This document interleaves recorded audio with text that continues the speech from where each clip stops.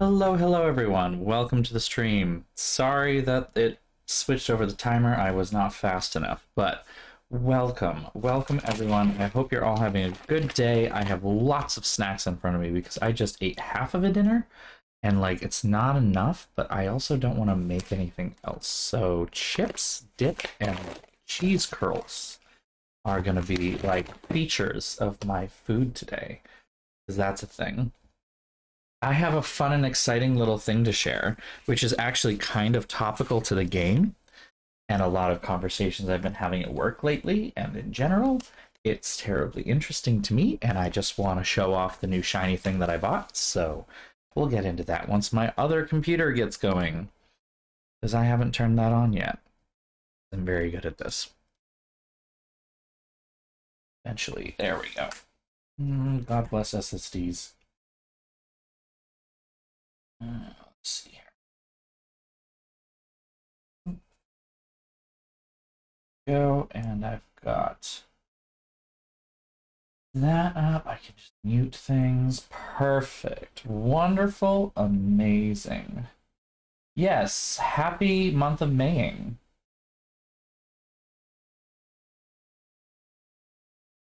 So paid promotions. Oh, okay.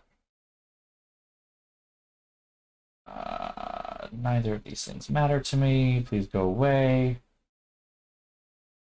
Those are more things that don't matter to me. Oh, okay.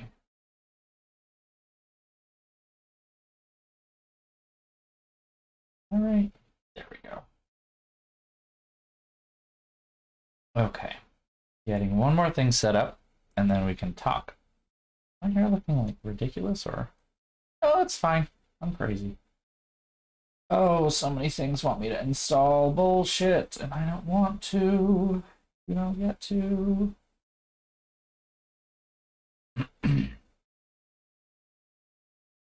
Where are you?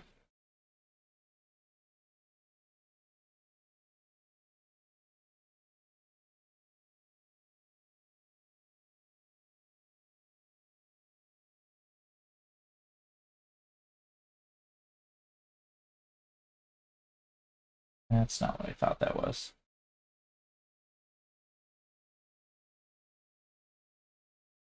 Huh. No? Oh, okay. Not yet. Anyway.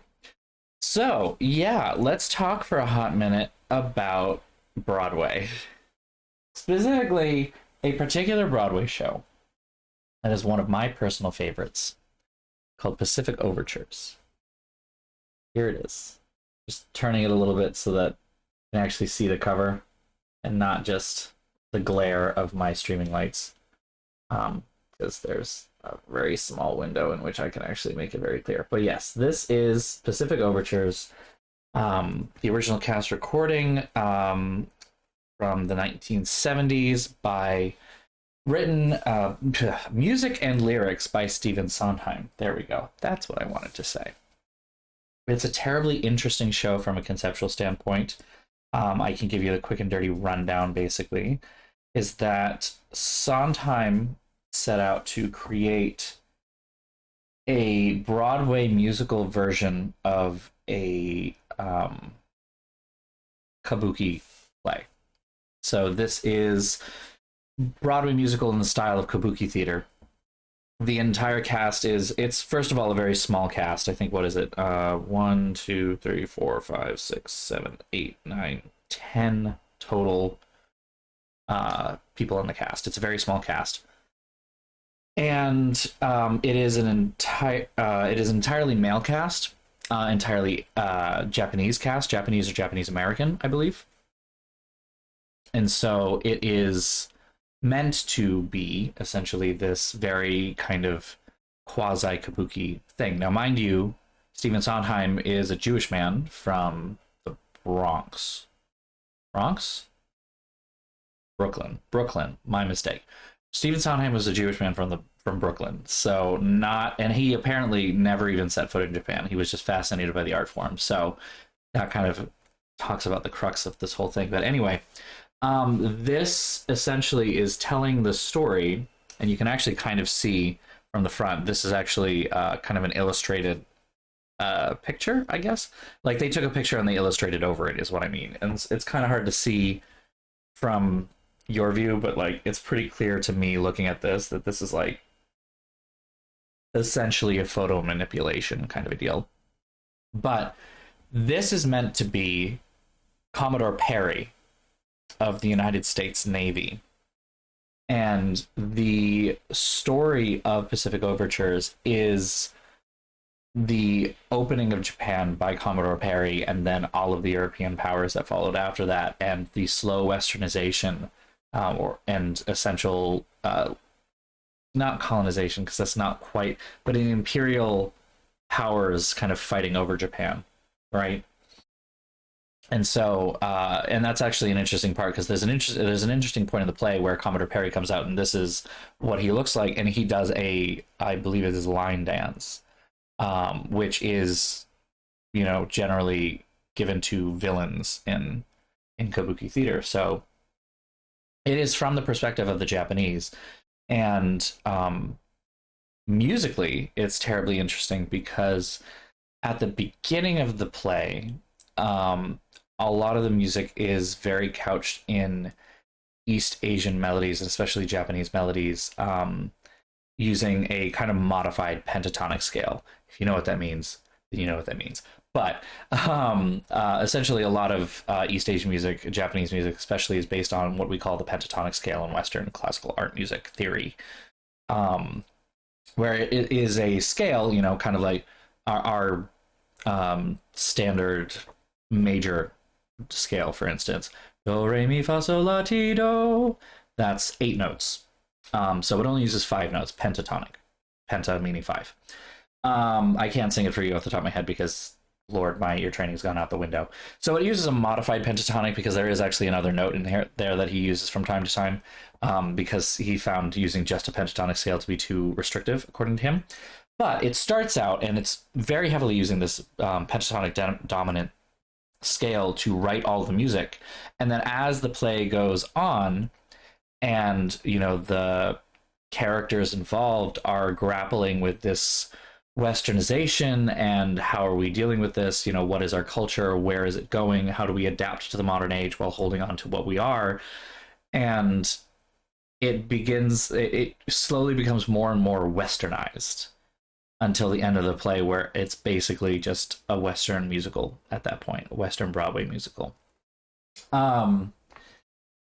So one of the reasons that I bring it up in terms of today and the game we're playing is that, one of the conversations that the game is asking, which I find terribly interesting that this is a conversation that was being brought up in the early 2000s, whereas it's still a conversation we're having today, and maybe more intensely today, is one of cultural ownership. And in a lot of ways, I feel like this is relatively clear cut, at least in my mind, but for the museum piece, at least, if, a museum has this piece, who owns it and why? If the easy low ball example we can give is the British Museum. Why do they have the Elgin marbles, for instance? Why aren't they in Greece? Why did they get taken away from Greece? Were they acquired in a legal fashion that allows the government of the United Kingdom essentially to continue to own them without being truly morally and legally wrong? Morally, that's kind of the big question, is like, should they go back? Should they not be here? And my answer to that is, they don't need to go back, but they shouldn't be owned by you, kind of a thing, right? Like, they're not, they weren't yours to take in the first place. The guy who did it kind of did a shitty thing to make it happen. Right, so there's this question of who owns this and why do they own this, kind of a deal. And I think there are still a lot of discussions in the realm of cultural appropriation versus cultural appreciation. It's something that's actually coming up at work. When I spoke to our kind of our equity, diversity, inclusion, and justice officer. Her actual title is director of the Center of Equity and Belonging. So everyone has a different name for this stuff. There's no settled name, but her whole focus is trying to make the institution more of a welcoming space, and especially as performers in the Western art, music, classical tradition, there are a lot of interesting dynamics that are going on there. One of the ones that she said she wants to focus on next year is actually even having like a roundtable discussion on exoticism and how that came out in a lot of classical music. And it was a lot of these Western European composers that were writing with inspiration from cultures that they did not fully understand. Maybe the most immediate example that I can think of was Camille Saint-Saëns wrote a piece called Iberia. It's a suite of 3 pieces. I'm pretty sure it's Saint-Saëns. Oh my god. Or am I thinking of a different French impressionist composer? Oh god. I'm double checking. Hold on.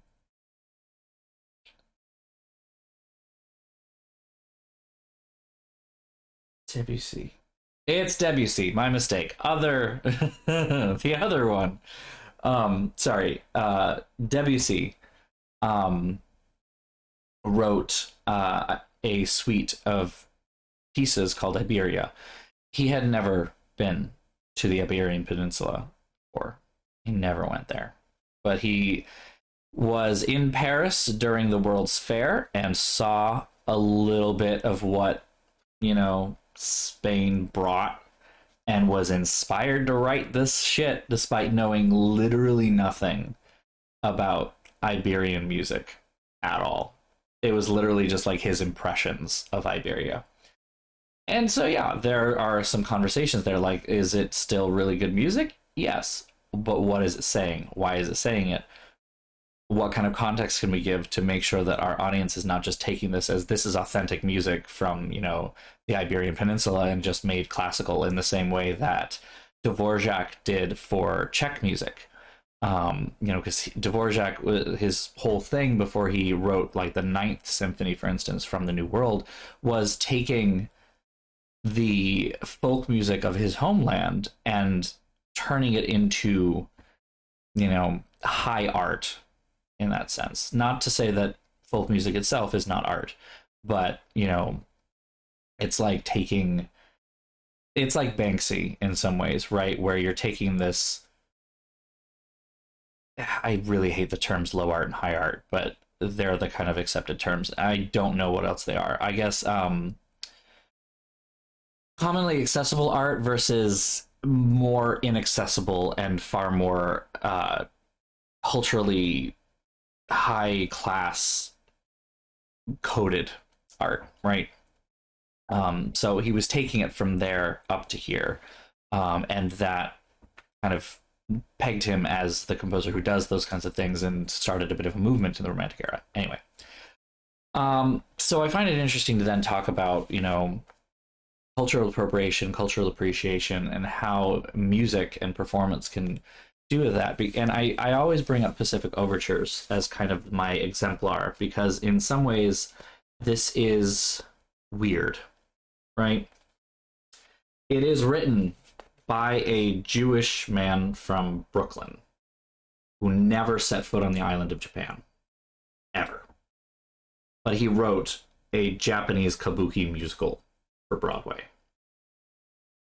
On the surface, you think about that, and it sounds not great. Like, it's kind of a little bit like you kind of just waltzed in and used an art form that you don't know intimately and used it to create something of your vision, telling the story of someone else's culture, history, and struggle. Like, what? But, and this is where things get complicated, he put a ton of effort and research into this. So, like, the kabuki elements that he used were all done very, very purposefully. And he was well aware of the significance of what he was doing and why. his casting was incredibly intentional, and he wanted to very specifically to make sure that all of the actors were either Japanese or Japanese American, because he wanted it to be a story told by Japanese people to a certain degree. And then, kind of throwing the ultimate wrench into things, it was live broadcast on Japanese national television. Like, they recorded one of the opening performances and they live broadcast it. You can actually watch the entire show on YouTube, because we have the TV broadcast recording still. It's not great quality, don't get me wrong. It was filmed in the 1970s for TV. But it is terribly... I'll put a link in the Discord and the chat, actually, because, like I said, it's terribly interesting. Here we go. There it is. 1976 original Broadway cast, 2 hours and 20 minutes long. If you ever want to sit down and watch that, feel free. I'm going to go ahead and put it in the Discord here. And I'm going to go ahead and plug the Discord. So if you want to see more about it, then yeah. Eventually it will load. Just booted my computer back up and it's angry at me, I guess. Oh, or just everything needs updating. Because why not? There we go. Okay. So yeah, it's I feel like it's nuanced conversation here, and it's not necessarily clear cut what is appreciation and what is appropriation. And I think a lot of it has to do with, unfortunately, a lot of it has to do with intent and impact. Those are the two most important parts. And I think the intent here, in the case of Pacific Overtures, was to pay homage to an art form that he greatly appreciated and did work and research into what elements he wished to use. And this was not necessarily an art form that and then the impact side of things, you know, kabuki theater is entertainment, and the Japanese view it as entertainment. It is a deeply held part of their culture, but it is not, you know, something that is sacred in the same way that, like, a Native American headdress would be here in the United States. That someone who is not Native American, who is not in that culture, wearing such as a fashion statement is 110% not appreciation. It is appropriation, right? I just find these conversations tend to lack in nuance, and I'm very hopeful that in my position at my job, we can start those conversations with the nuance. You know, given that it is an academic environment, I'm hoping that there can be some of that discussion, because I think we need to have some of that weird nuance in there. There's going to be even weirder stuff to talk about than just this kind of stuff. This is just like, how can we get the ball rolling here? One thing that we talked about is, and one thing that's true in the library, we have two busts, two statue busts. One of Coretta Scott King, who was married to Martin Luther King Jr. and was a very prominent activist in her own right in a lot of ways, and also an amazing musician. She was a graduate from the conservatory and famously met Martin Luther King Jr. on the steps of the conservatory. But on the other side of the floor, we have a bust of Richard Wagner. And if you know anything about Richard Wagner, first of all, he's a very famous composer from the late 1800s into the early 1900s. Composed a lot of operas. You probably know most of them. Things like The Ring Cycle, Ride of the Valkyries is Richard Wagner, that kind of a thing. And we cannot in music talk about the history of music and the current performance practice and audience expectation of music in a classical space without talking about Wagner. It's literally impossible. He was that influential in a lot of different ways, and it is really important to talk about him.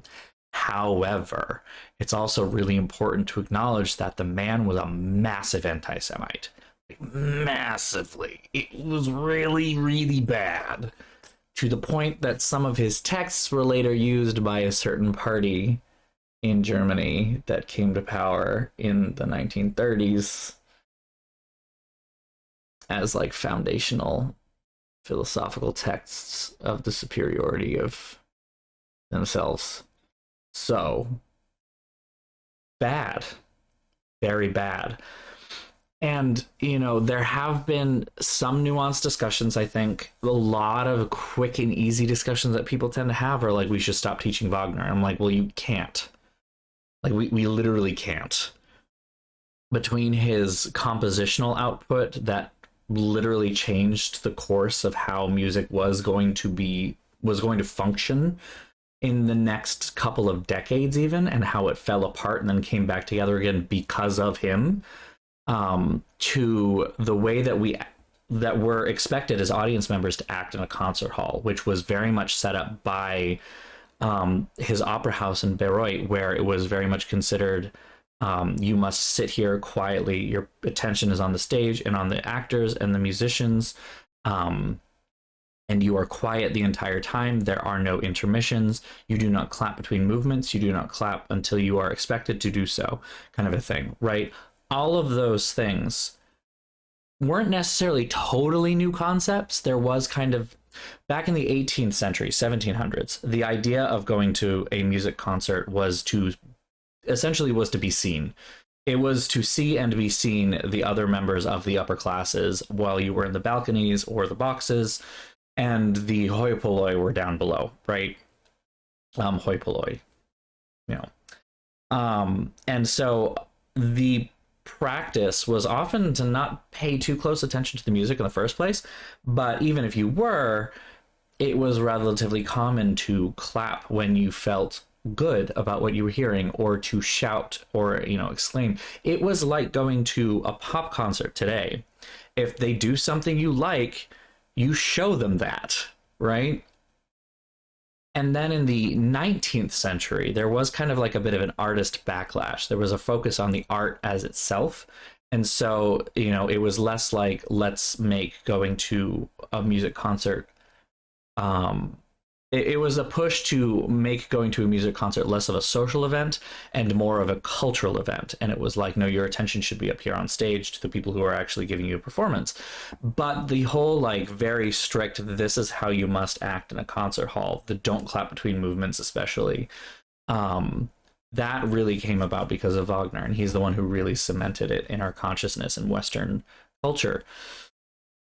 So we got to talk about it, like, and then I'm not even going to get into how that was then reinforced as a white supremacist idea in order to, you know, perpetuate certain ideas of class and exclusivity, especially here in the United States, where we don't have a built-in class system like Europe does with landed gentry. So, yeah, complicated questions, very interesting things. Sorry to have that long half an hour thing right on the start, but just interesting things, like I said, and I just wanted to kind of bring it up. The other thing that I want to say about this record is actually about the physical thing itself, right? I went out of my way to find a near mint copy. I guess not that out of my way, and it wasn't expensive either. This was like $20, which for a near mint copy of something like this is quite good.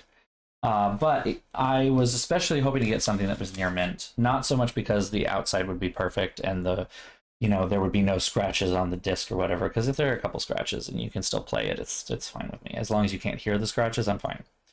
I have a lot of ex-library copies that have been through a lot in my collection. But it also has this, which I was excited about. This is a libretto, which is essentially just a sheet, a booklet with all the lyrics of the songs in the show, which I just kind of love. And I love having the access to that because it's just really neat. So it's literally the lyrics to everything. And wow, it smells old.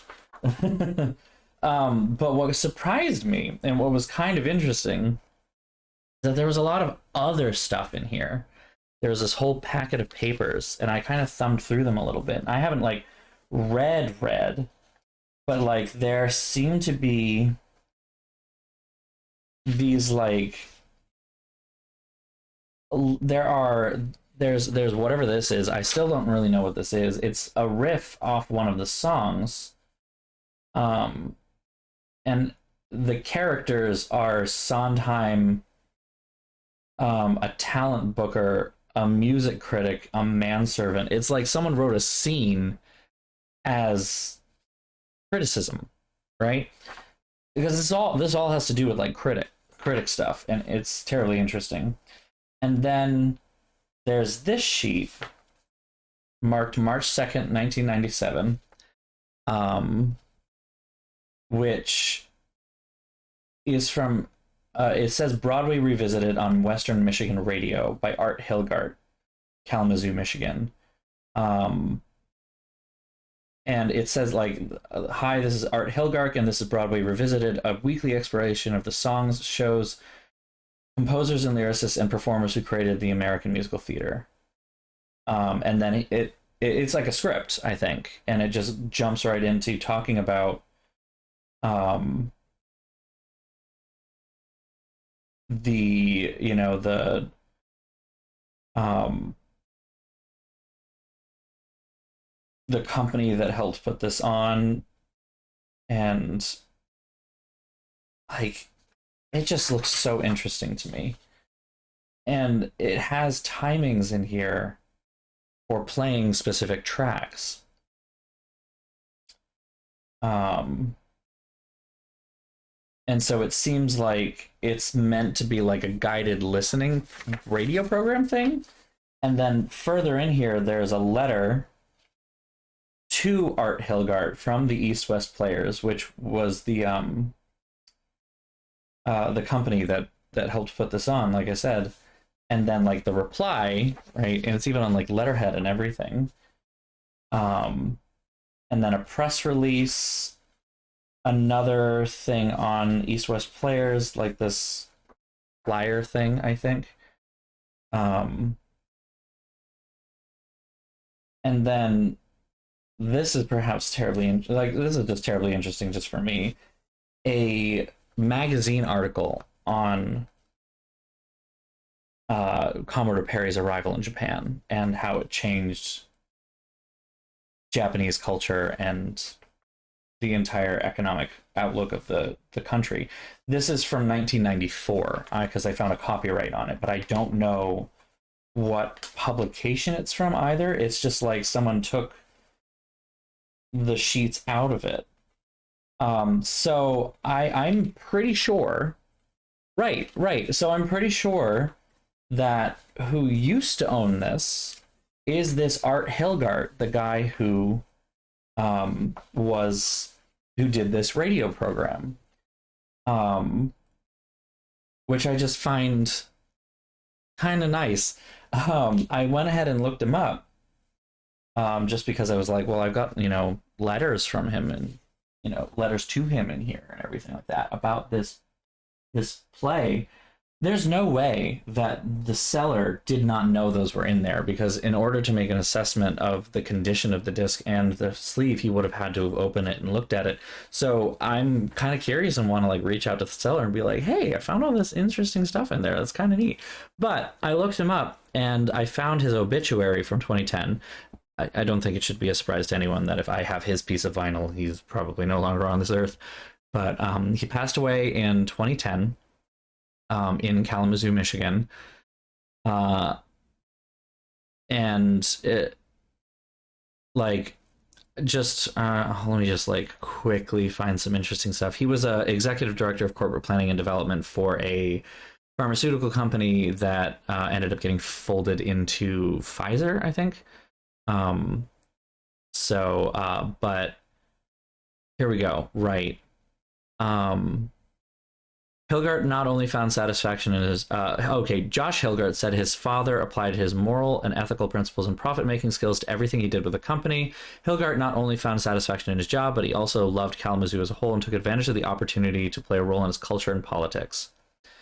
Hilgart's community activities included being a founding member of the local ACLU chapter and Amnesty International chapter, president of the Kalamazoo Civic Players, Nickelodeon Society of Kalamazoo, Planned Parenthood of South Central Michigan, and Kalamazoo Council of Human Relations, chairman of the Community Access Center, and member of the Kalamazoo 2000, a blue ribbon committee on countywide restructuring, Kalamazoo College Festival Theater Committee, Kalamazoo Forum, and Kalamazoo County Democratic Party, for which he served as a delegate to state conventions.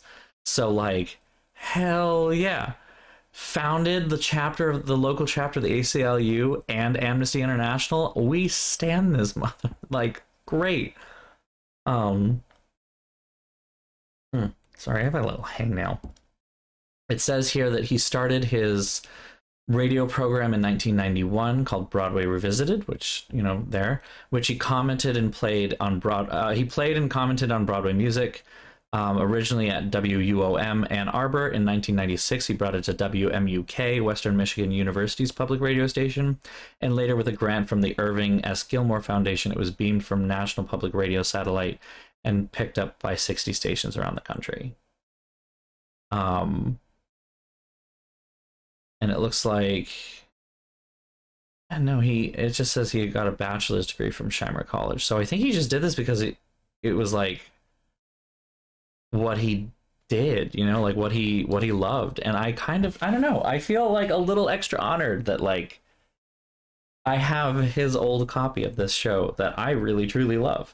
I don't know exactly what he thought of it, because I haven't read any of this yet, and I don't know necessarily that his, you know, views on the play itself and its merits are in those papers.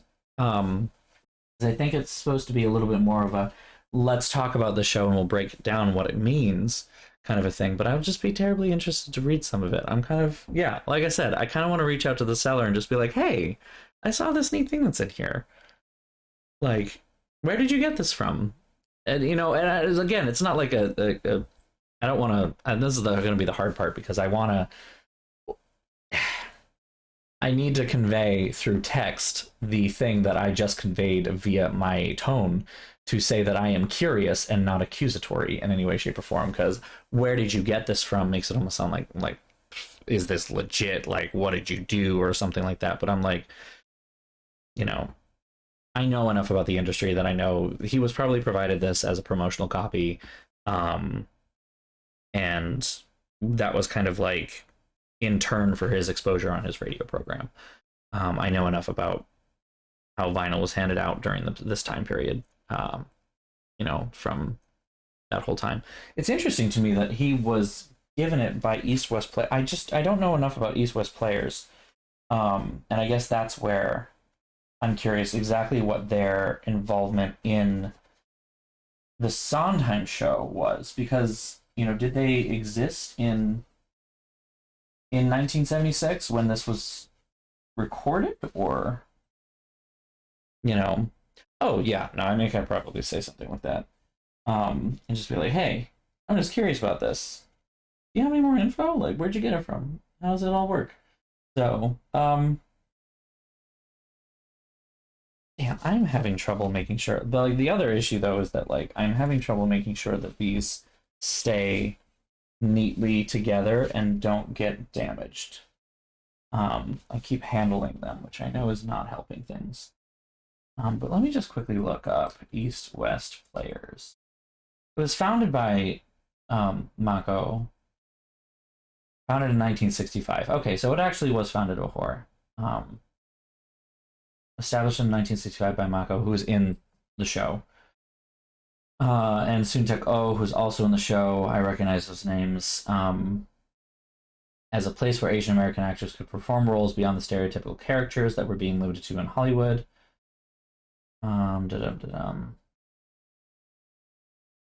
Theater troupe.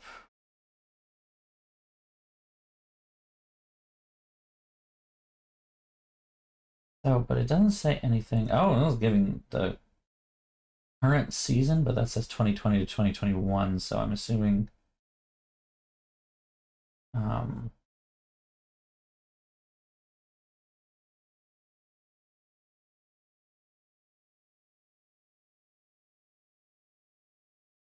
yeah, I'm not seeing anything in their, like, previous seasons moment. Oh, wait. Pacific Overtures, 1979 and 19... 78. Okay. So was it like a co-producer kind of a thing? Um,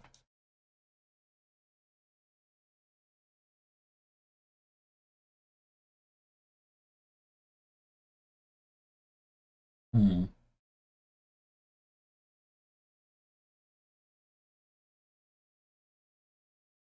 See, the thing is that Pacific Overture is previewed in Boston in 1976, and then the original Broadway production was filmed and broadcast on Japanese television in 1976. Yeah, so 1978 and 79 don't make a ton of sense because it closed, in 1976 as well. It did not run for very long.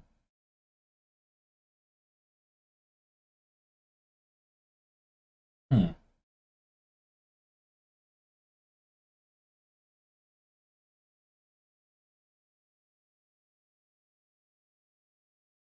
Oh, interesting.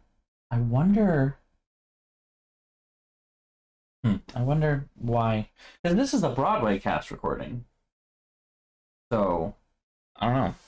And I don't know why they would have sent it to him in the 90s. I don't know. I'm just very confused. I want to know more, and I'm intrigued.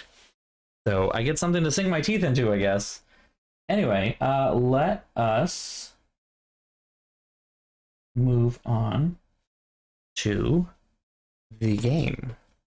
I'm glad that I did burn a little bit of time. I will say I am very tired today. Like, very tired. I'm running on about 5 hours of sleep, and right now I am mostly doing okay because I took a shower a little while ago, and that just kind of like helped refresh me and make me feel better. But I am really fucking tired, so I am very ready to go to bed. And I know we are not done with this game, but oh, there was a new follower. Oh, hi, Zebra Writes. Thank you for following. I didn't hear the thing go off because I didn't have my headphones on. I'm so sorry. Thank you for pointing that out, Ragnarok, because I probably wouldn't have noticed otherwise. I was very focused on my talking and not necessarily on my stream feed here. But welcome to the stream, Zebra Writes. Welcome. Let me go ahead and boop this. I think we're going to be able to finish this game tonight. So I'm not worried about that. I am worried about... I was worried that it would end too soon, even for, you know, ending early and saying that I need to go to bed. Like, I was worried it would end too soon, because I can't remember exactly where we are in this. So anyway. Yeah, I saw that whole thing about the Boston Museums thing. That's terribly interesting. So where we left this is we basically need to go talk to... talk to Henrik, I think, right? That's where we left it. Because he is in the hospital. Come in. Need something? I've got work to do. Carpe diem. The way she says those, it's just so cringe. Carpe diem. Like, Eleanor Roosevelt Memorial. There we go. There's a fake hospital, I believe.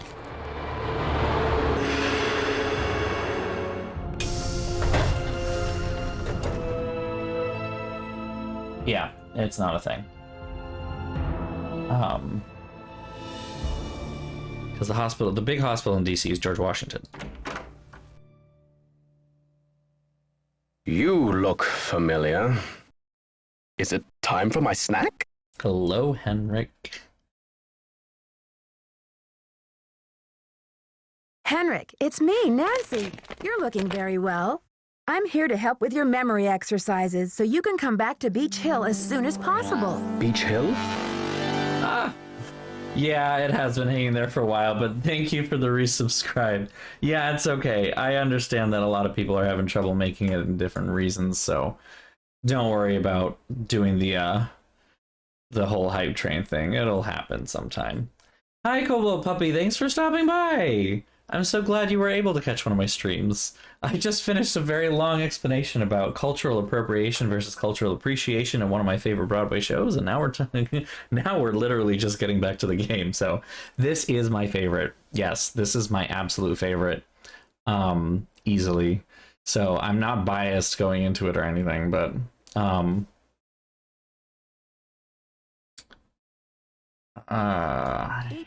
know why I'm like Washington, D.C.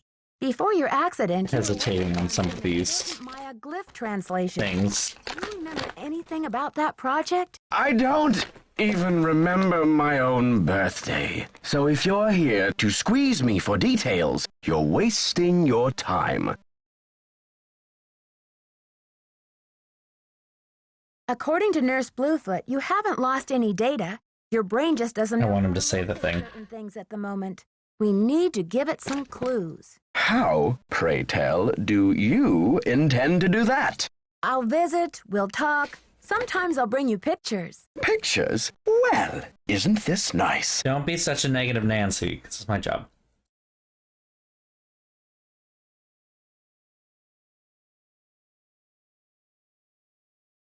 Come on, Henrik. You'll feel much better once things start coming back to you.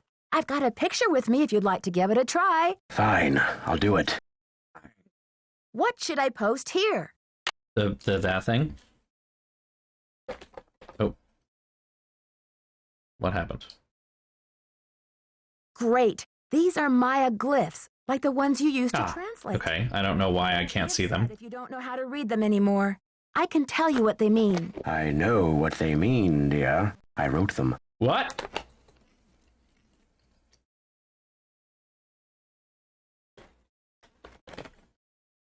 I'm sure you have written them at one time or another in your career. So what do you think this is all about? The magician suffers yellow death. Your translator is sloppy. I should know. I am the author of the original work. I was to say, how many times does he have to say it, Nancy? He wrote them. He wasn't meaning that he wrote the glyphs. He means that he wrote those glyphs. The author? What are you talking about? That first glyph is the fool, not the magician. Furthermore, any decent epigrapher knows those glyphs refer to the infamous plague of oozing hives. A fitting curse for a fool, don't you think? I rather like it. Henrik, this note was found at a crime scene. Are you telling me you left it there? I don't remember. I don't remember. He said the thing, but it's not quite right. I don't remember.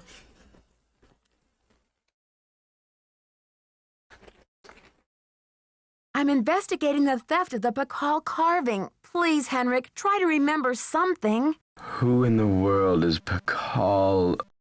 Oh, my head. Oh, the pressure. I can't take any more today, Nancy. Okay, it's time for some memory therapy. Nancy, could you come back tomorrow? Bye then. Well, now no longer knowing what to do, we shall go everywhere, talk to everyone, and see what happens.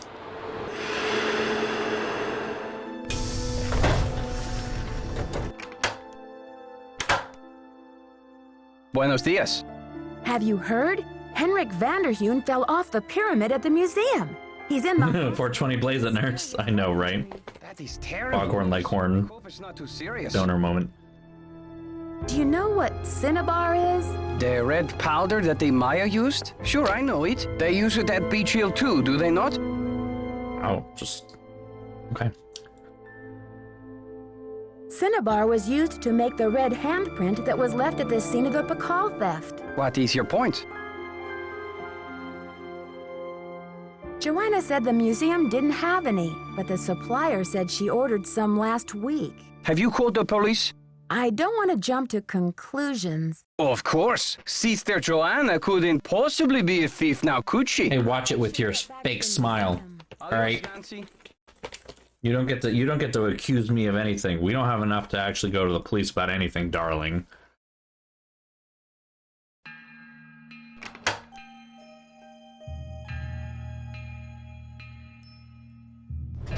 Let's go back to the hotel and we'll make some calls.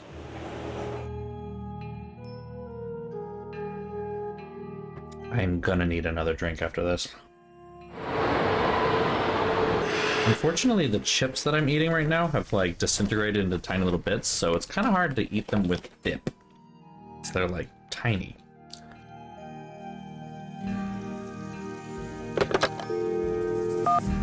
Alright, let's get the fam caught up. Yeah, there are like no big ones. I don't know.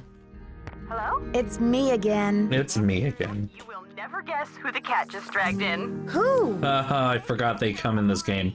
You're kidding. I haven't talked to those two in months. Let me tell you, they're as cute as ever.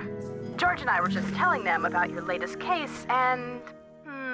judging by the way they're hovering around me at the moment, I think they want to say hello. Sure, Oh, put them boy. on. Hi, Nancy, it's Frank. Frank Hardy, what in the world are you doing in River Heights? Well, Joe and I just finished up a case out west, and we're taking a few days to drive back to Bayport.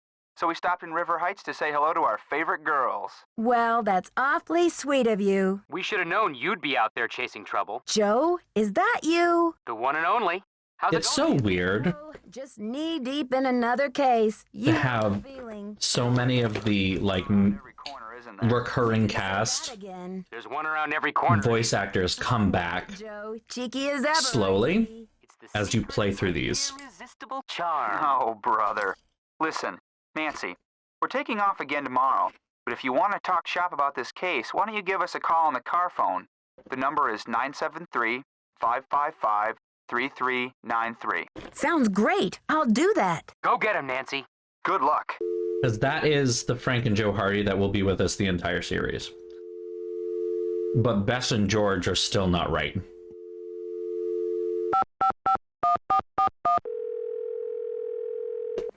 Very weird. Boswell, Jackson, and Rose. I know, the car phone. Right, the car phone. This is Nancy Drew. What year is it? Franklin Rose, please.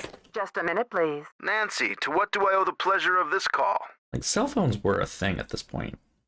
They weren't great, but they were a thing. Oops, false alarm. I'll call you later. Not a problem, dear. I wonder if I can just call them now.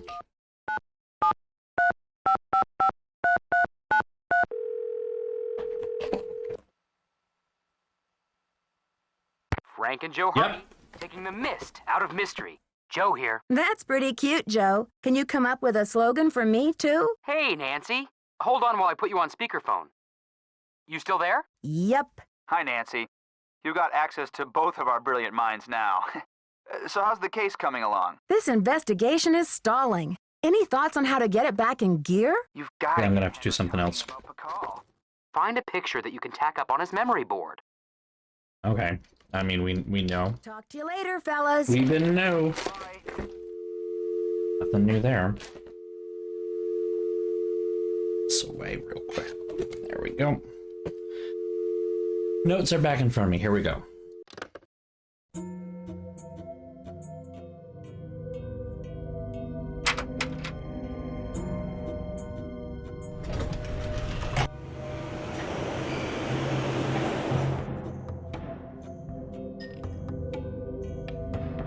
Don't really have anything to put up as pictures for him.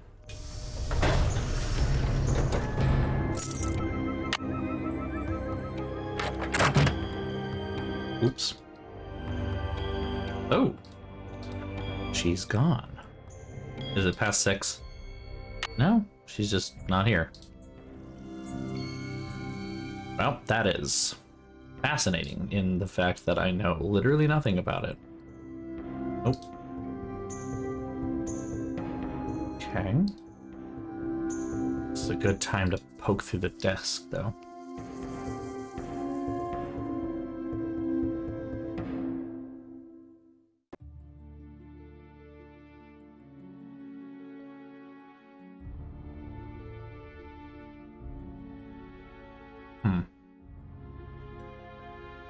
Nothing terribly interesting there.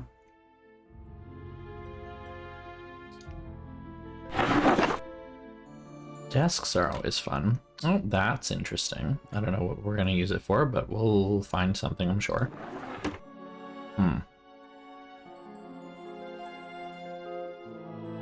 Well, I was hoping there would be something like actually interesting here, but no, guess not. Let's see here, though.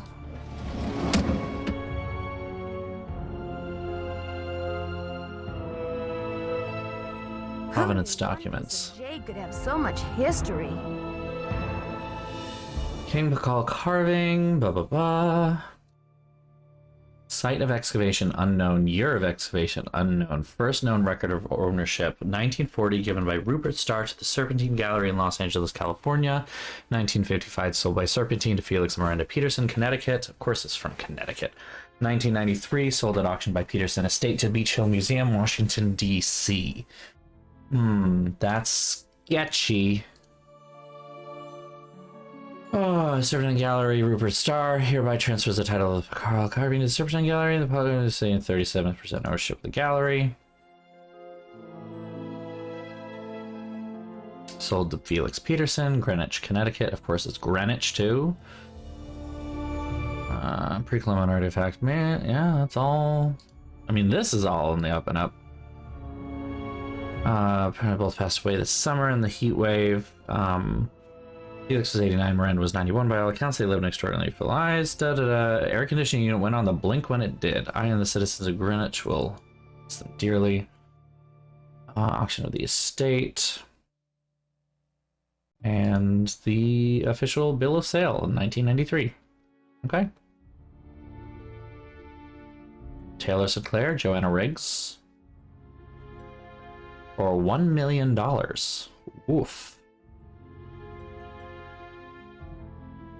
But there's nothing too damning except for there's no clear origin. I thought there was another red spot here, but I guess not. And that's all we can look at? Alright, fine.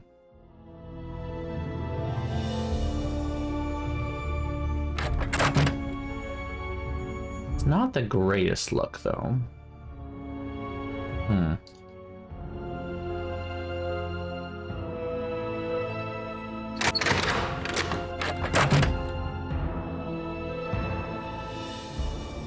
Well, I was hoping something would have shown up by now, but it has not.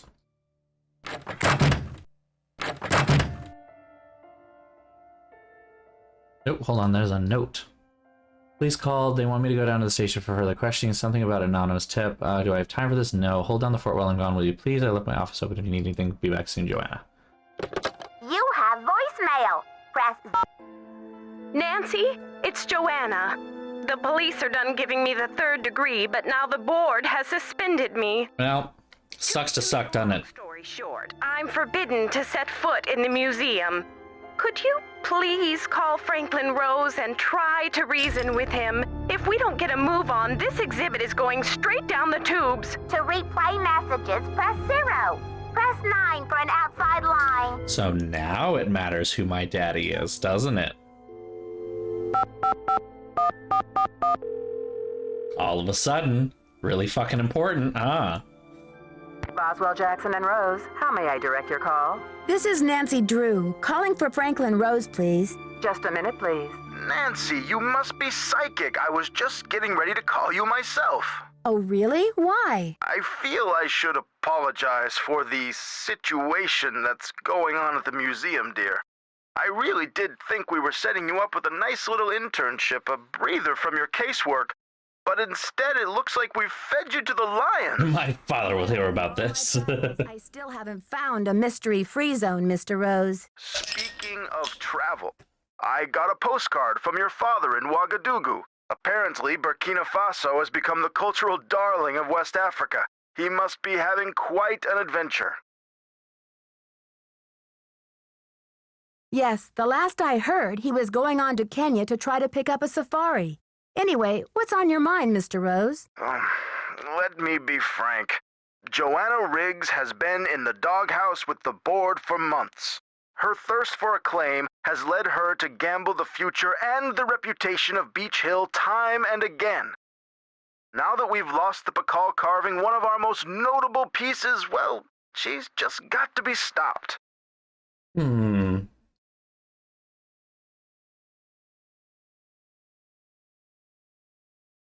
Don't you believe she's genuinely concerned about the welfare of the museum? Good intentions are no substitute for integrity and sound judgment, Nancy. Look, I've got a client waiting, Nancy. What we need now is for you to take up the slack. I've spoken to the rest of the board, and we've agreed that the best thing is to put you in charge. Okay, so Nancy just got upgraded from being a intern deputy curator to curator of the whole fucking museum without a degree or any professional experience besides like less than a week of being deputy curator intern kind of deal. Is she getting salary for this? Because I'm concerned about that.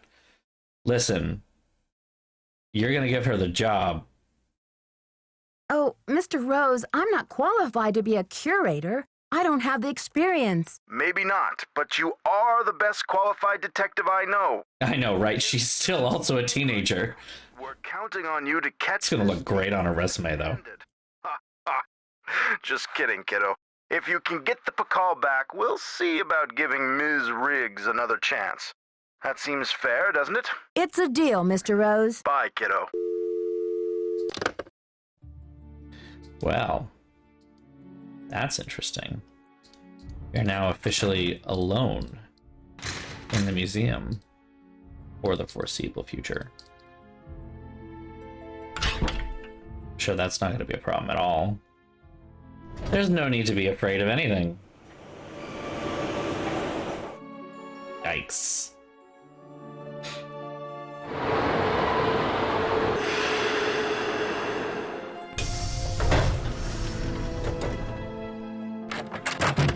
Any news? I need a photo of the Pakal carving. Do you have one? Joanna took the official print for her insurance claim, but I have a couple extras. Here you go. Perfect. Keep up the good work. I'm not done with you. There was an incident at the museum. Henrik is in the hospital with a head injury. Poor Henrik. Another squabble between him and Joanna, perhaps? Oh, I'm kidding, but I do remember the time she threatened to push him in the pond. Temper, temper, I'm always telling her. I'd better get going. Keep up the good work. He's such a messy queen. Like, I don't even know what else to say. He's a messy queen. Well, we have something to help maybe jog Henrik's mind, so we did get told we need to go back the next day. So we'll do what 420 Blaze It Nurse wants us to do. And we'll come back tomorrow, as it were. I'm gonna set the alarm for 10 a.m. I think that'll be fine. She just slept a long fucking time.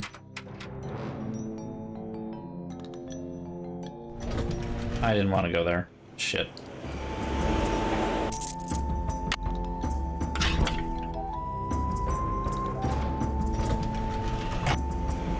There we go. Well, look who it is. Hi, Henrik. I've come to talk Maya Kings. Let's see if this... Really needed that sleep, right? God, yeah. My name is... He got Henrik van der Heun. He started drawing little pictures, huh? Washington, D.C. Occupation is epigrapher? There we go. I can say it. Welcome, CJ. Welcome to the chat with the perfect sticker. I have 0 children. Allergies include chicken? Chicken. This will help you to remember. That face. He's as familiar as my own feet. Do you know his name? Pakal. Nancy, this is the stolen carving, isn't it? And I'm the one who took it. I must have. But why? Oh, Pakal. What could I have meant by this? Think, Henrik. Where's the carving now? I can't remember. I can't remember. There it is. We finally got it. Finally got it.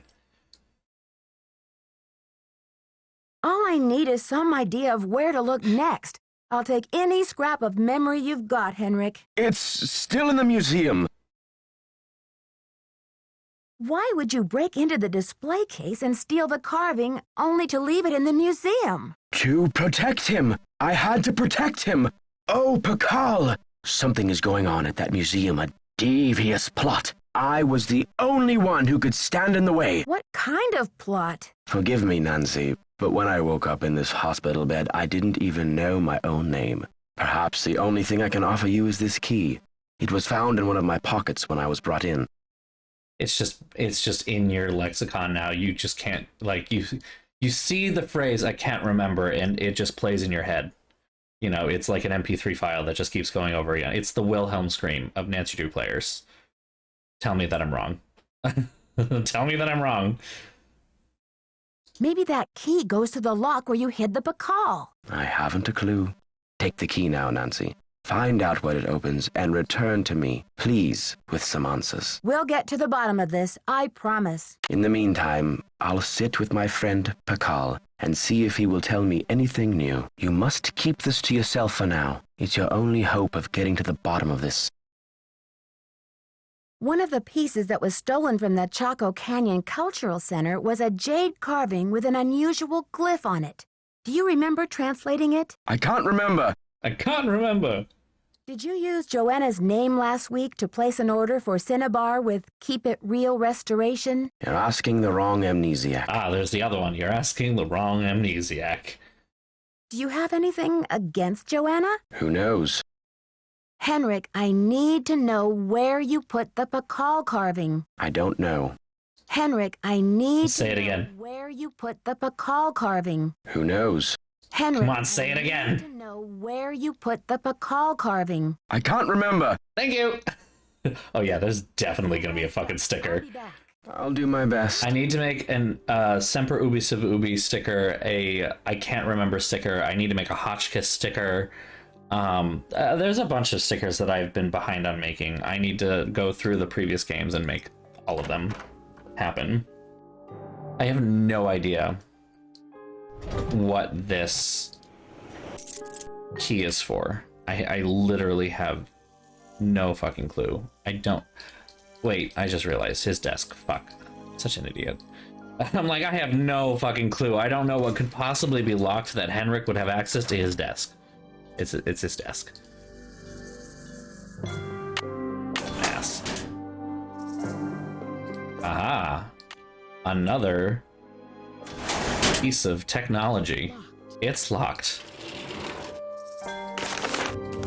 What is this? 2050 Hertz transmitter series, 5 digits in Spanish with each transmission starting with atención, atención.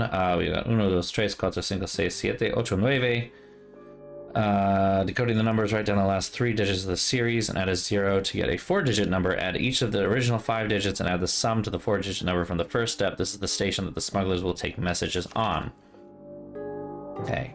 Example, if the station number says 56123, then the smuggler station is 1247. Put a 0 at the end of the last 3 digits. 1230. Add all the digits in the series. 5 plus 6 plus 1 plus 2 plus 3. 1 plus 2 plus 1 plus 1 equals 17. Add the number from step 1 to the number from step 2. 1230 plus 17 is 1247. Okay. Smuggler station's password is the Nahuatl word for snake. Enter it in Morse code and they'll confirm by voice. Then send a code word. Leche is send the item immediately. Coast is clear. Mujer, meet me at the rendezvous point. Sueno, don't send the item. The coast is not clear. And vacas, payment has been sent. Bottle word for snake. There we go. Looks like I need to find someone who speaks Nahuatl. Funny, we happen to know someone at a certain consulate that speaks Nahuatl. Hiked with Big Bunny all day, temperatures in the hundreds, water scarce, but Highland region is beautiful and pristine except for Bunny's incessant commentary. Even spotted a Quetzal flying for a treat. Hard rain last night, shared with Big Bunny out of kindness, pity. What does he eat? Nearly suffocated. Passed with the old shaman today, eager for some relief from Big Bunny, accepted old man's invitation to eat. Old man Vicente gave us very strong tea, to which BB reacted negatively. He kept shouting, "Bunny rabbits, flaming bunny rabbits, return of the repressed." Once he even pounced on the floor to try and catch one, but there was nothing there. Vicente thought it was very funny. I nearly expired from embarrassment. Tea had no unusual effect on me. Man told us legend has it the highlands are haunted by the spirit of Amoshali. Understood most translated for bunny.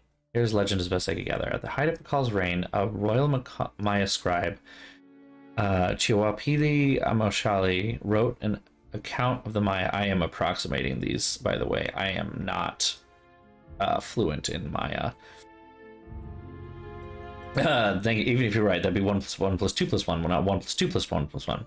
No, it was 2 shots for the chandelier, so it'd be 1 + 2 + 2 + 1, not 1 + 1 + 2 + 1 + 2 + 1 + 1. Even if you were, I'm sorry, wait, no. It was 2 shots for the chandelier, so it'd be 1 + 2 + 2 + 1, not 1 + 2 + 1 + 1. Even if you were right, it'd be 1 + 1 + 2 + 1, not 1 + 2 + 1 + 1. 1 + 2 + 1. Shut up! Point is, there's one more bullet in this gun, and guess who's gonna get it? One of the greatest scenes ever. Fuck. It is literally like it is one of the ones that is like so perfectly timed and put together in there, like right along with Flames on the Side of My Face, except that was totally ad-libbed. And then the other one that just sits in my brain as like, this is one of the greatest cinematic moments ever made. It's not actually from Clue. It's from The Gay and Wondrous Life of Caleb Gallo. And it's sometimes things that are expensive are worse. That monologue, right? Like, you want to hear about my night last night? Oh, tell me all about it. So I was in my apartment. I was just lounging in my robe, only a robe, and I was having a glass of wine. I heard these 2 boys outside. Like, hold on a minute, actually.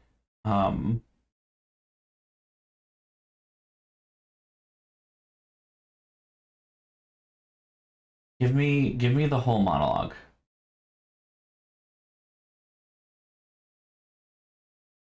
No, not the video. Give me the monologue.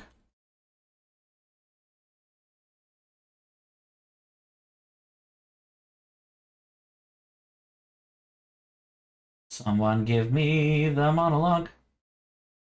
I'm on 6 beta blockers and a large iced coffee. I have no idea what I'm here for.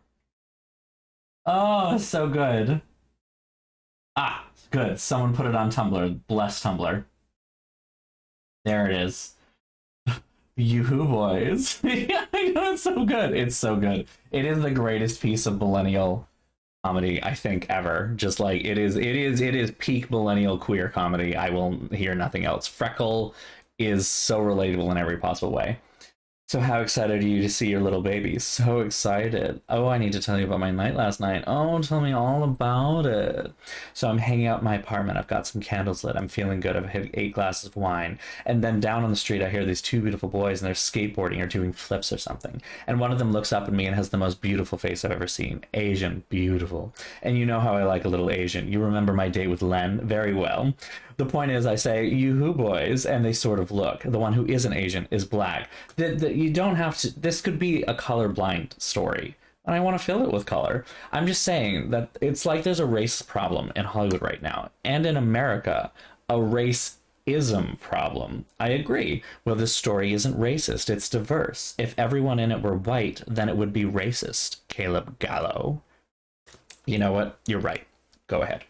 So the boys come up to my apartment and I'm wearing a robe. I'm only wearing a robe. And I say, why don't you come in my boudoir and watch me do a monologue? And they say, where's the bed? And I say, this is the bed right here. And they say, can we sit on the bed? And I say, sure, but these are expensive Japanese linen. And they say, but they aren't even soft. And I say, sometimes things that are expensive are worse.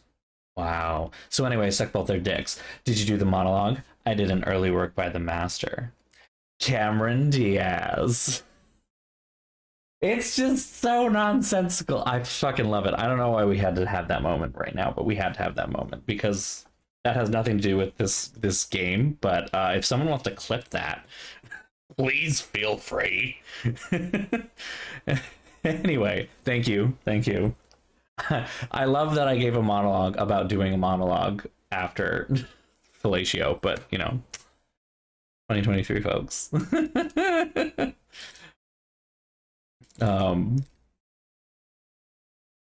Okay, I wrote an account of the Maya that somehow defamed Pakal's name. Amashali disappeared along with all traces of her work. The rumor is that Pakal banished the scribe in her writings to the far reaches of the netherworld. Highland elders swear that Amashali has haunted these hills for centuries and will not rest until her writings are unearthed and her name is restored to dignity.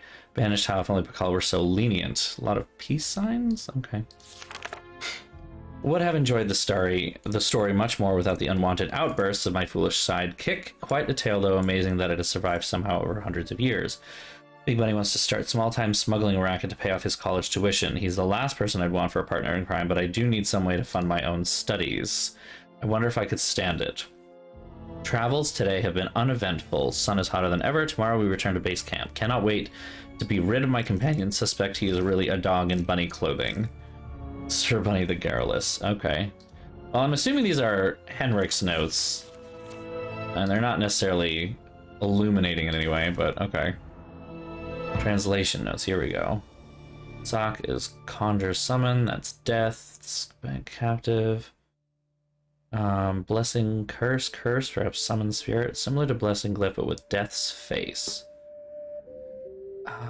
Break broken. Glyph resembles a kaban. Descends cap earth. This file's just like the Earth Band. Broken Earth, four corners, of course, four corners of the world. Actually, fascinating. This kingly title, very familiar. Pakal, of course, not like any way where have I seen this. How about just like the scribe image, rabbit as trickster, jester, fool, very uncommon. Orms and Kapan emblem is modified with a rabbit head similar to the rabbit scribe. Formwork labor, it was completed. Period ending till the end of times. Huh. Not sure what the significance of that is going to be for me, but it is something that I have read now.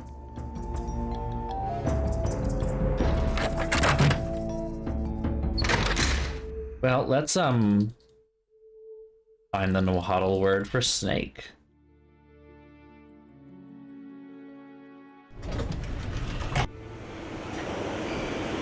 And work with some smugglers, I guess.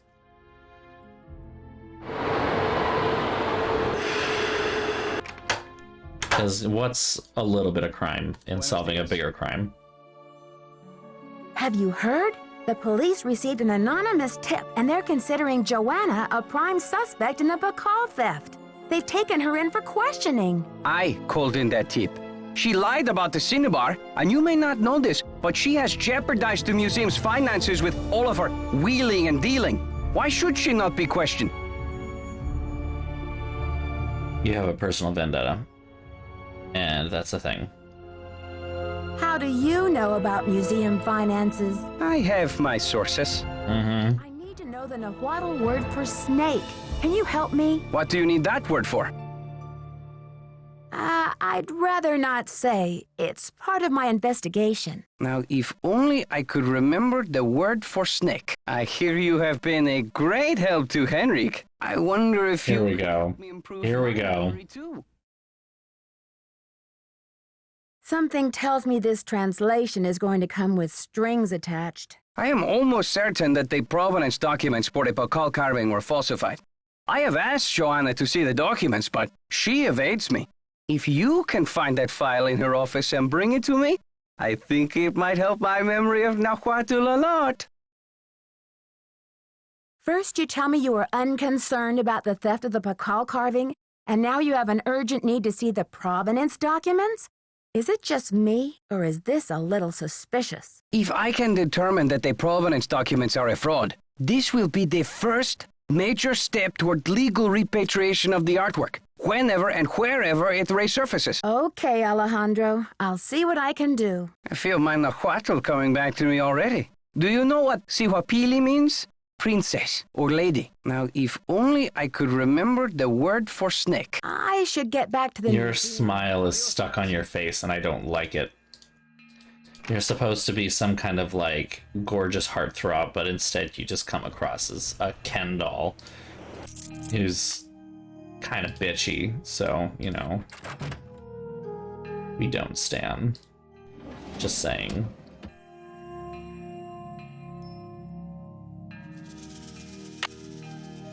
Here, I'll give you the stupid file.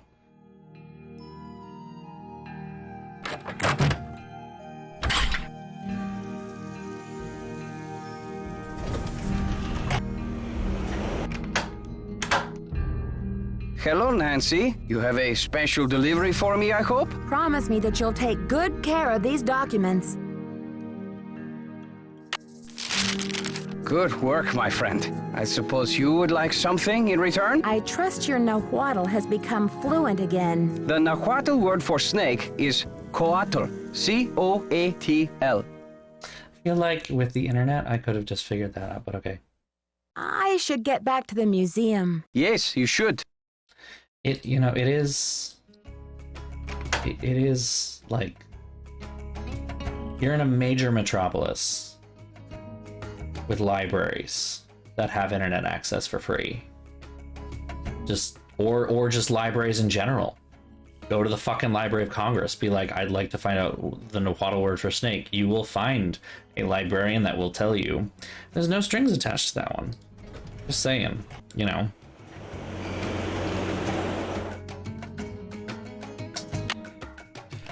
All right, what do we got? Right. I don't remember what that looks like. Wait. See if I can just sketch it out real quick. My very good. Very, very good.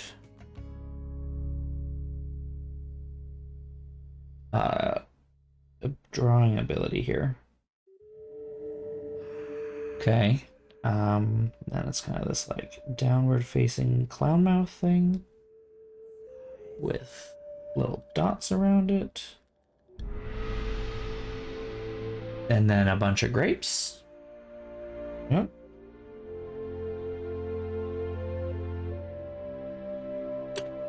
All right. Let's figure it out. I mean, when the Mexican consulate can't blackmail you over basic pieces of information, where's the magic gone? Oh, wait, shit, fuck. All right, I just realized it's probably... Oh, no. All right, wait, not.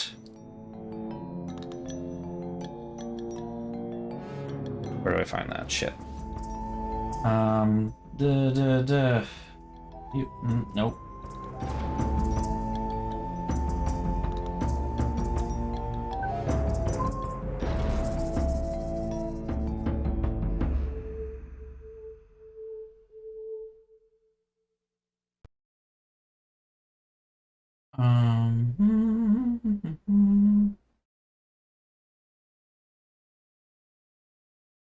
Not helpful.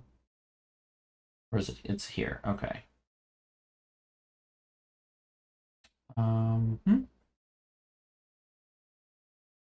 Yeah.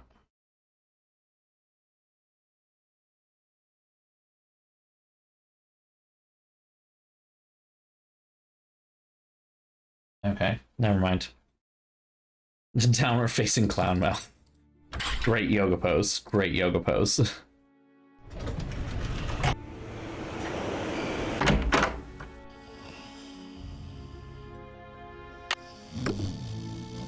What should I post here? What should I post here?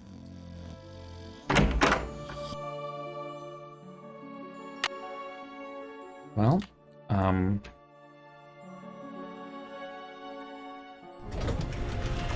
I guess we'll figure out this smuggling racket thing. See whatever happens with it.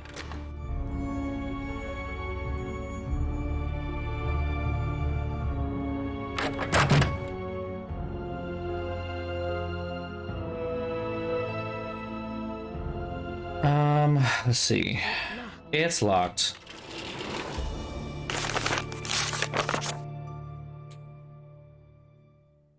Okay, so let me write this down because I will not remember this otherwise. I have a lot of notes for this particular game.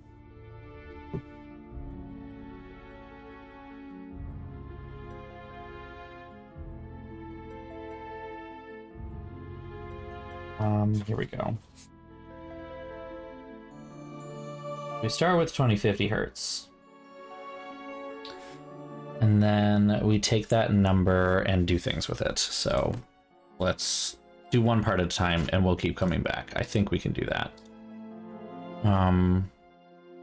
The radio tube went out. Oh, fuck me then. All right. It's locked.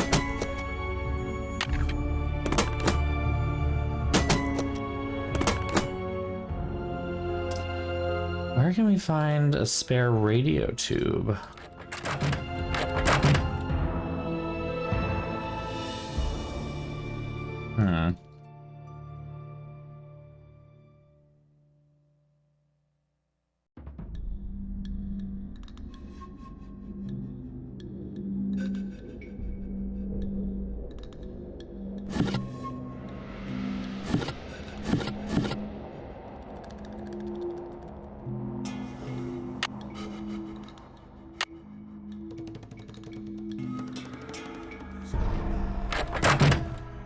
Oh, right. There's a ham radio over here. Stealing from a museum is not a big deal, right? Problem solved.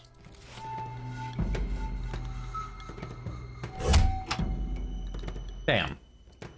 Problem solved.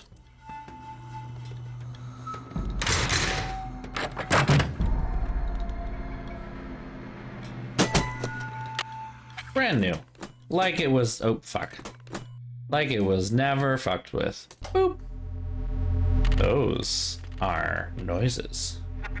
2 0 5 0. Connect. Atención.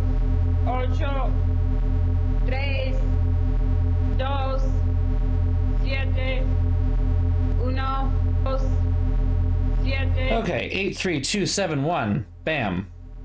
Boop. 1 2.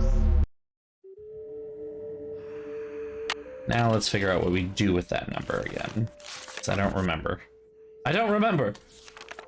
Okay.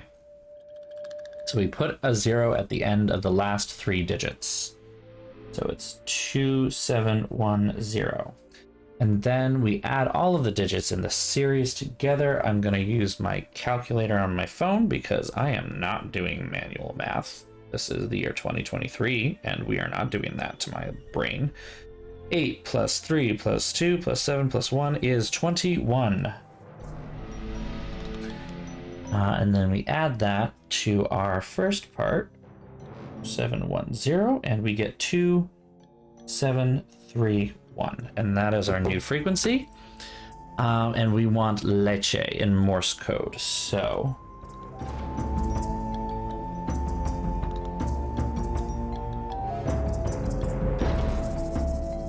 Because we don't know about the rendezvous point. Don't send the item we don't want to say. We want them to send whatever item this is. And, oh, the password first needs to be, the password first needs to be the one that I wrote down on the other thing, and it's bottle. COATL. All right, and then we got to figure out how to do that in Morse code, because I don't know that off the top of my head. But luckily, we have this lovely little thing, I believe.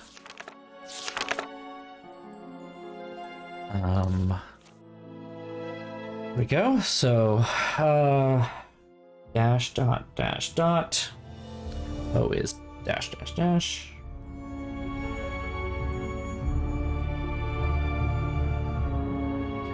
A is dot dash. T is dash. L is dot dash dot dot. Dot dash dot dot dot. E is just dot. And H is dot dot dot dot. Perfect. How do I put them in? Here we go.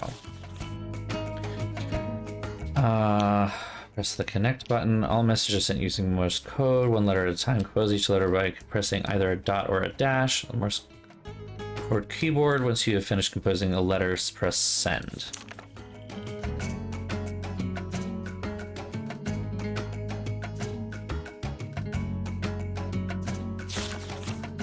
Okay.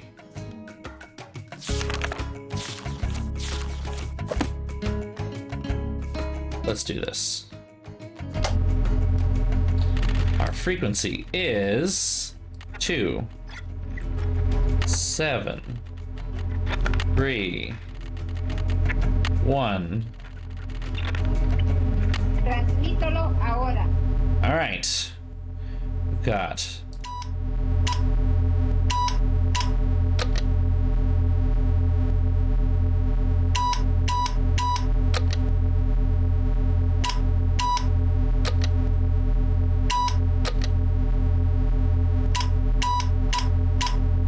Mensaje encendido.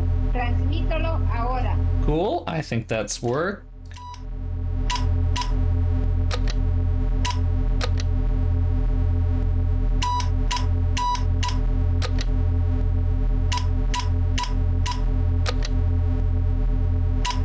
Mensaje recibido. Entregaremos el paquete lo más pronto posible. Cambio y fuera.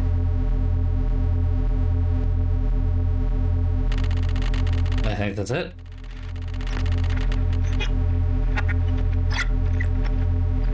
Why did you... Huh. Okay. And I don't know if there's any more to do right now. So let's... Oop. Go back to... somewhere. We gotta bug Henrik again, so... Wake up in the morning at 10 a.m. like a boss.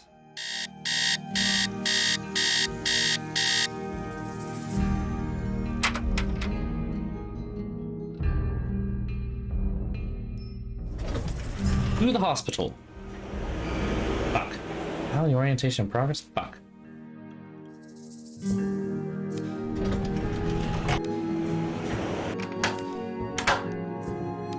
Hello.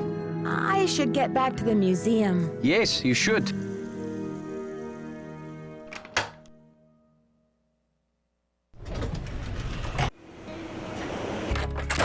Any news? I'd better get going. Thanks for stopping by.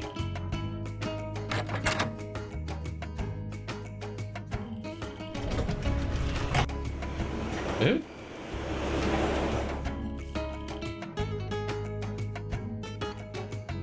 My bit rate's kind of a little wonky for some reason.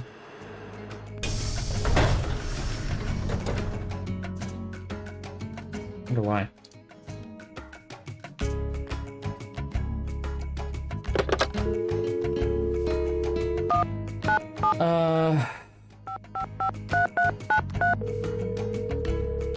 Check in with the people. This is Joe. Hey, Joe, it's Nancy. Hey, Nancy. I've got that slogan for you. Are you ready? Of course. Nancy Drew, the ace in every case. Catchy. I'll make a real impression on my Keep workshopping it. line. You'll get it eventually, Joe. This investigation is stalling. Any thoughts on how to get it back in gear? See if Henrik's made any headway on that riddle translation. Talk to you later, fellas. Later, Nancy. Bye. Bye. I know, quick visit with all the chums, right?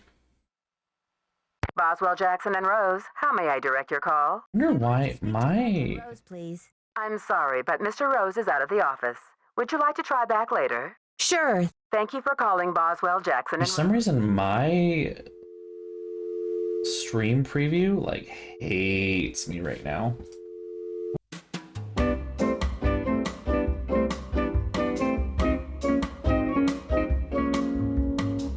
Cool. And yeah, everything looks fine there. Weird. I love it when sometimes Twitch just decides it doesn't want to work. Like, it's always fun when it just suddenly decides that it's just like, nah, I feel like, you know, streaming with you. And I'm like, that's your job. That's literally your fucking job. But okay, thank you. Let's get back into it. Sorry, I'm sorry I didn't notice it earlier. So yeah, if you're running into problems, feel free to shout it out. And I can see if something's wrong on my end. In this case, there was, but there are sometimes in some cases where there isn't. And I can tell you whether it's definitely a problem on my end. It could still be a problem on my end, even if I don't see it. But I do have some tools at my disposal that I can like actually check in. So, yeah, weird. Yeah, honestly, Twitch is definitely one of those services where sometimes you just gotta turn it off and turn it back on again. Just weird like that. Right. Reality orientation.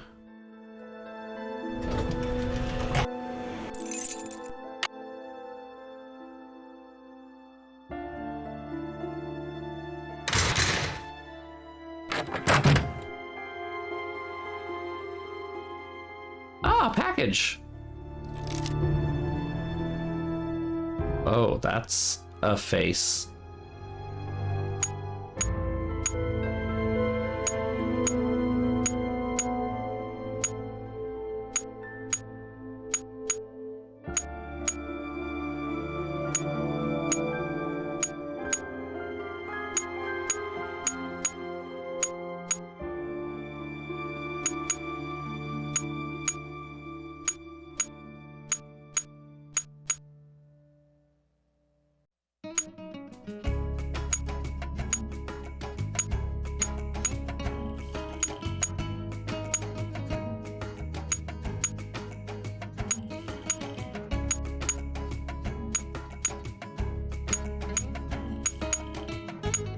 I actually know what I'm doing. Struggling. That's definitely what I'm doing here. Struggling with this box.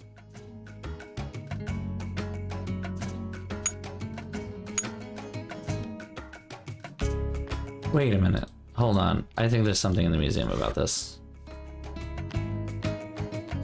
Oops.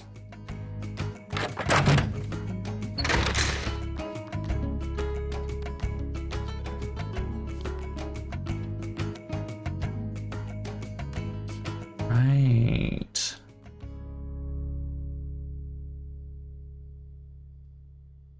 Which one is this? This one is, G.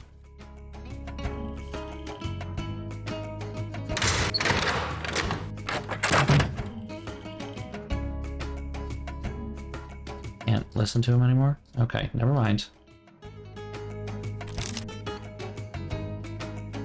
I think the goal is actually to get all of them to be cross-eyed.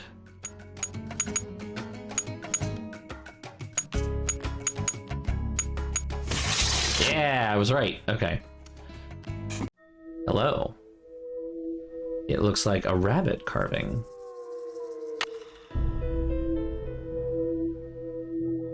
Oh good, my favorite trope that I very much dislike. The weird wah wah wah wah. You found the cool thing music.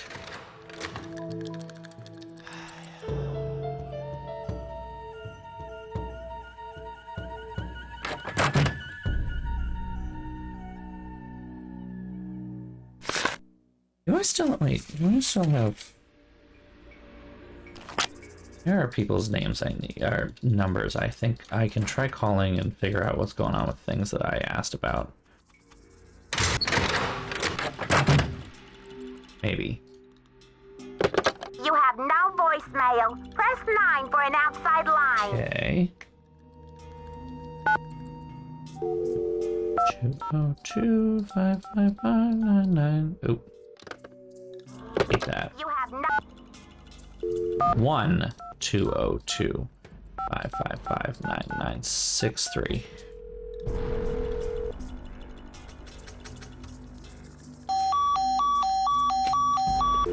That's a no. Okay.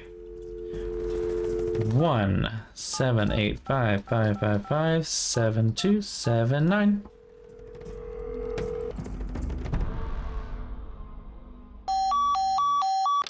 Okay, never mind. I need to get all uppity about any of that.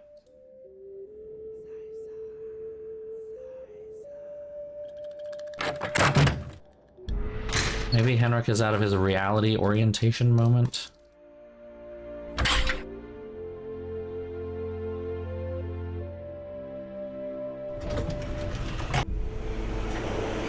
Ah, cool. Nancy, you have brought me back to my work. What have you remembered? I've been working like a fiend. Look at the board. Aha!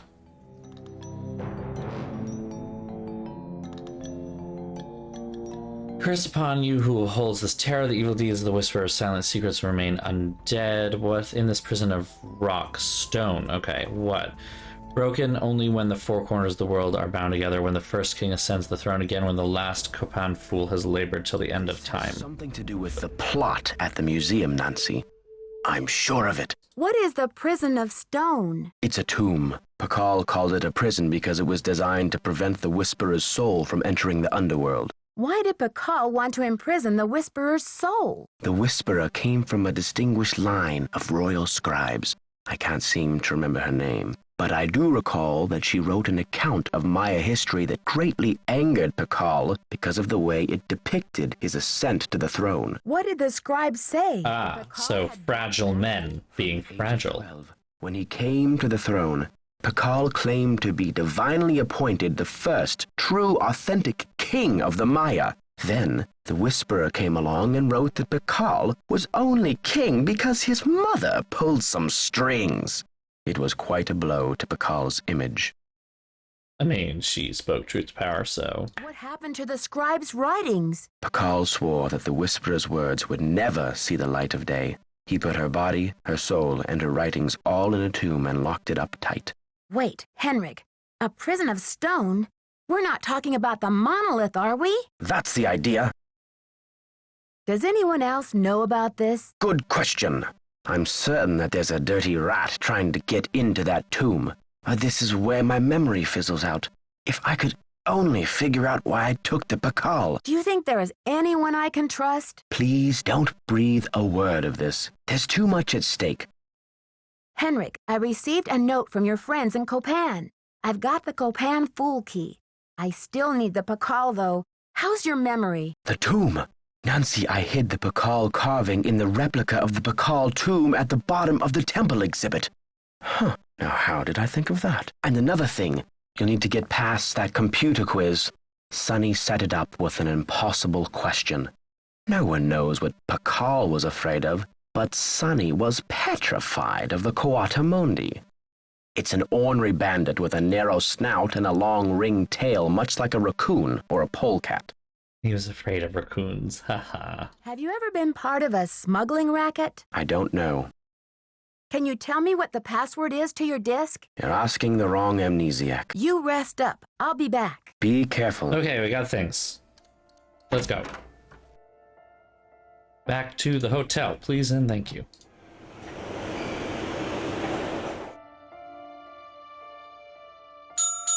Nailed it.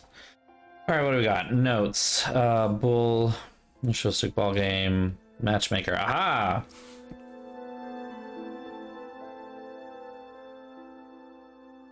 Is a Atanzahab. Perfect.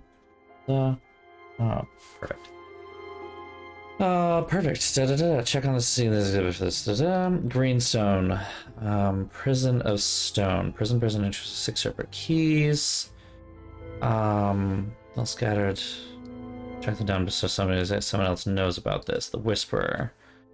Trial notes from summer of 72, which we have already looked up.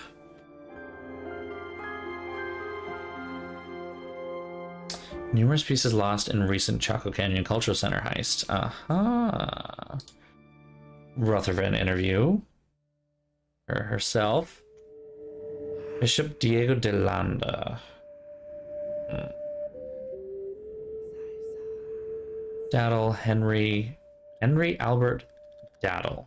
605-555. Hold on. 605-555-3195. And radio for delivery. Yep, already got that.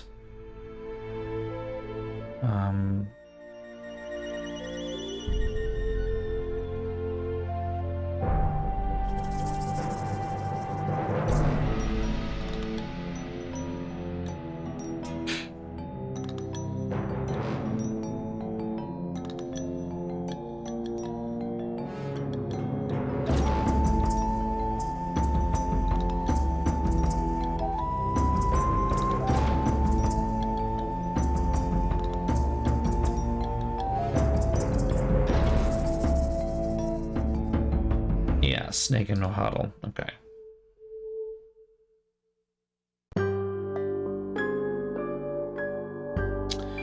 We already know about all that. Nothing new, nothing interesting. All right, here we go. Back to the museum. Wait, no, I lied. To the phone. We have a new number to call.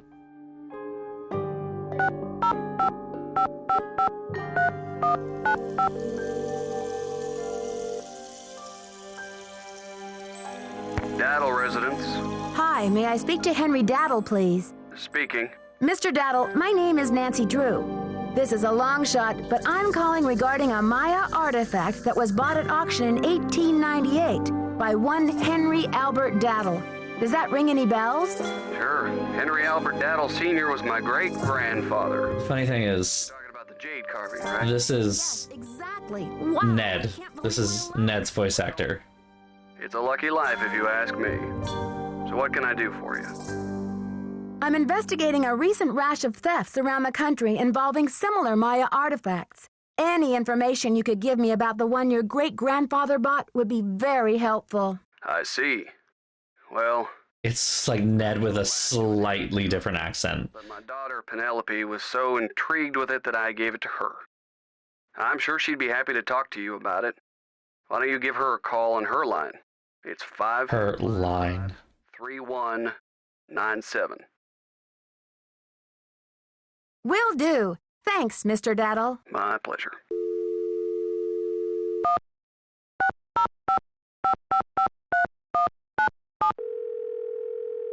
Poppy Dada moments. Here we go. Hello? Hi, is this Penelope? Not even. Oh, is this 605-555-3197? Yeah, but no one calls me Penelope anymore. Except my parents, that is. To my friends, the art world, and anyone else who made it out of the 20th century, I'm Poppy. The art world? Wait, you're not Poppy Dada, are you? Ta-da! Ping ping! You win! Who's this? My name's Nancy Drew. I'm a detective. A detective? No way! So do you get to wear a sassy tweed hat and pick hairs off dead bodies and gross, creepy stuff like that? Actually, I try to keep a low profile, and a tweed hat, well, it's a little conspicuous. So, where'd you get my name?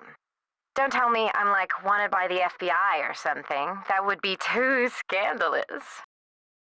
No. You see, it's all a big coincidence. Your dad's name came up in connection with a case I'm working on. Go Dad! Don't tell me he's wanted by the FBI. I'll be so jealous. Actually, I called hoping your dad could help me solve this case. That's hot. Nah. Case. Are there dead bodies involved? Do you need to, like, tap my phone or impersonate me or something? Someone is stealing Maya antiquities, jade carvings to be exact, and leaving this scary red handprint at the scene. Nailed it. So, what's with the red hand?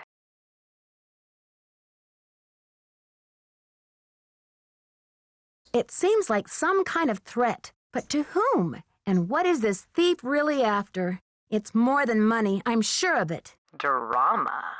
Your dad called me. That's hot. I got a tip that your great-great-grandfather bought a jade carving much like the ones that are being stolen. I'm hoping to take a look at it. You mean that ancient green rock with the weird symbol on it? I slapped some shoe polish on it and stuck it in one of my paintings. You're kidding. That's a one-of-a-kind Maya artifact, a piece of history. It's hundreds of years old. It's worth a lot of money. That's the whole point. Have you heard the saying that a work of art is never finished, just abandoned? Well, I'm taking that idea to the limit by making art that will keep changing as different people encounter, perceive, and interact with it. I'm tired of artwork that says, don't touch. I'm all about letting go, about sending my work into the world and seeing how it continues to become. Don't you see? It's an organic process. I mean, how can people really relate to art if it doesn't come to life and grow and die, just like they do? That carving is part of something bigger now. It seems awfully reckless to me, not to mention the wrench it throws into my investigation. Oh, Nancy, don't be such a prude. Taylor's probably still got that artwork. I know, right? He sold it yet. Why don't you ask him? Tell him you want to see the piece called Deadly Midnight Snack. It's the one with the rubber shark. Deadly Midnight Snack. I think I know the one you mean. But I'd rather not bring Taylor into this, if it's okay with you. I'm just not sure whether I trust him. Fine with me. I know the big bunster, Mr. Bunnytron. Well, Bunny? He rubs some people the wrong way. Has Taylor been pushing Bunny? those Moroccan cookies on you? You haven't eaten one, have you? So far, I've managed to politely decline. I take it you advise against them? Let's put it this way. His trip to Oaxaca was about 2 years ago, and he's been trying to move those rancid lard biscuits ever since. Aha! My suspicions are confirmed. I'll put that in my case notes. Cool. If you really need the carving to crack this case, why don't you just go ahead and take it? But wouldn't it ruin your painting? Of course not. After all, this is a chance to enact exactly what I've been talking about, the organic process, inviting my viewers to interact with my work. The deal is, you can take the carving, but you have to put something in its place. I can choose anything? A light bulb? A magnifying glass? A pair of headphones? No, it should be something more organic. Stay with the title, Deadly Midnight Snack. And don't be afraid to go way out. As an artist, I can tell you that inspiration bites in the most mysterious ways. Okay, Bites, huh? if you say so. Right on. But let's keep Taylor out of this. He'd probably blow a gasket if he saw you tampering with the merchandise. Do the pun. Do the pun. Do the pun. I'll make sure he doesn't detect a thing. Good luck, Nancy. Thanks, Poppy. Bye. Oh, I thought she was gonna, like, call Nancy out and be like, what the fuck was that pun?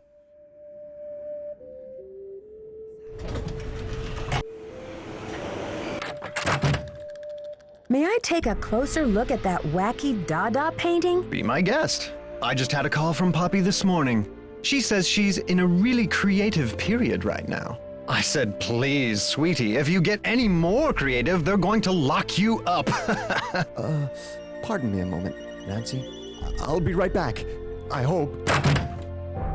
And then. Poppy said to replace it with something organic.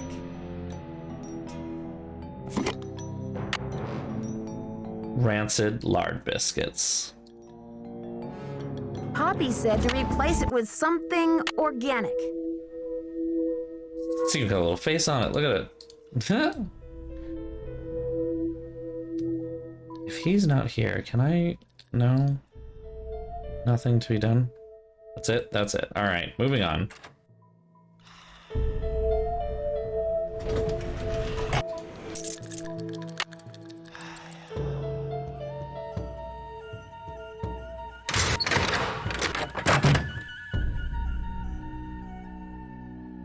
Another package! Woo! From Prudence Rutherford, 1276 Fig Leaf Lane, Topeka, Kansas. Nancy, please relieve me of these horrid fake rubies by offering them to the Maya god of refuse, if there is one. I have no love for imposters. And we got it. Shablam. See, that's the thing. She definitely would, and I want to, but I can't. Alright, so we got 3 of the 6 carvings, because it is a cube, and therefore it has 6 carvings, but, let's see if we can get more. We know the Pakal carving is in here, so let's go back to our little quiz button thing. Alright, quiz. Name of one of Shield Jaguar's wives. Shit. Did I not write that down? I was correct. Good, okay. Okay, my decorative wood bust, we will. Is a Kahal Lord. Nope. Good enough. Name of my matchmaker. Here we go. On the hub. Boop. Successfully completed the quiz. Nailed it. Give me the thing. Let me out. Moving forward, moving onward.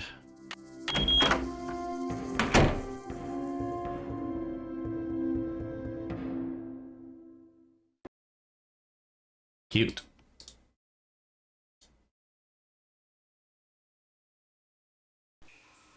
Oh.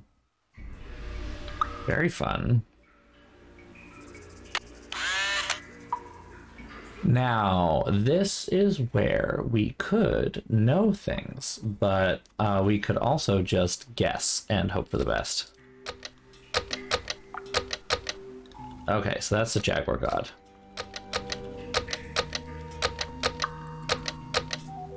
Wind God. Jaguar, wind. Death. Travelers, okay. Let me write this down real quick.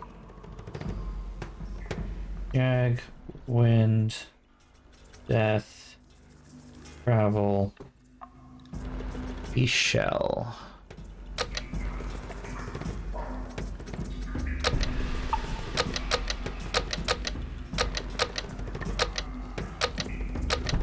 Moon. All right. I should know that one from Tomb Raider. Halak is war. I remember that. Halak, wind. Oh.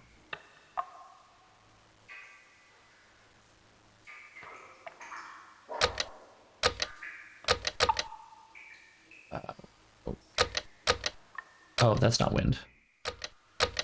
Rain, I'm sorry.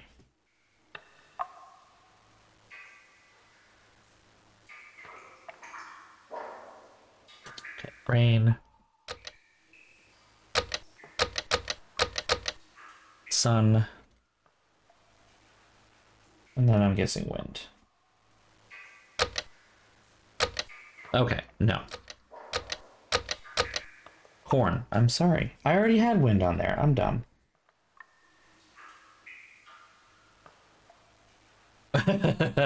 I mean, good for you. That's awesome. Oh, fuck, I shouldn't have done that. Okay. We have the Jaguar God. We have the Wind God. We have the Death God. We have the Traveling God.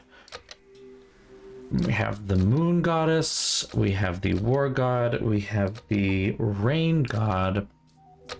And finally, the Sun God, because I already have that one done, apparently. So, who needs research when we can just brute force it? Right?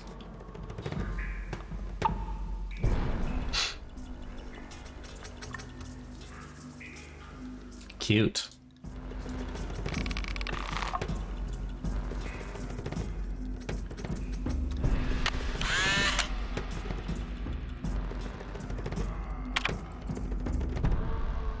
Ah.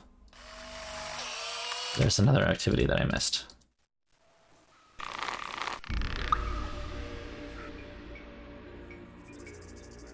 Aha, in this small room. Recreating of the tomb.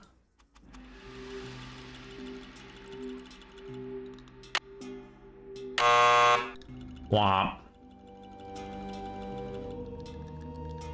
Stuff about Jade. Hey, hey, hey, hey, hey, hey, hey, hey, hey, hey. Nancy. Right fucking there. Thank you. I do think it is nice that you can do that. This is true. I'm guessing there's a particular thing I'm supposed to do with this, and I don't know what the instructions are. Using the log grass below, move the calendar stones so the date equals 12 Kaban. Alright.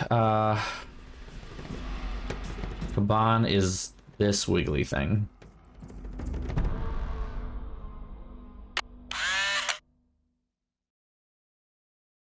Let me see if I can change that first. I can remember what Kaban looks like. That one. Okay, 12 then would be... wrong way. Oh, I guess it doesn't matter. Just 10, 11, 12. Shablam. Easy peasy. Now, I have to do the quiz first, but the quiz is on the other side of the room. Poor planning. Oh my god, Nancy! Focus, focus. There we go. Water. It is indeed water. Quiz time! I hate quiz. I have a feeling this may be one of Sonny's tricks. What did he fear the most? Which we have the answer from Henrik from earlier, and it is the Coatimundi. Aha. And, oh, that's it? Okay. I thought there would be at least one other question, but guess not. So...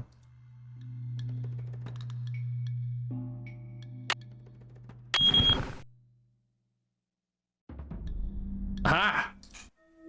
The Pakal carving. We nailed it.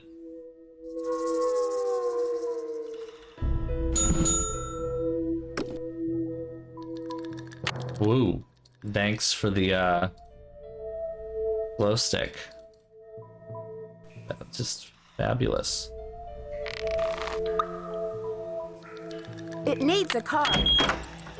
It's too dark in here. I need a light. I feel like this is a major not safe moment, but here we are. We made it out. We are not dead.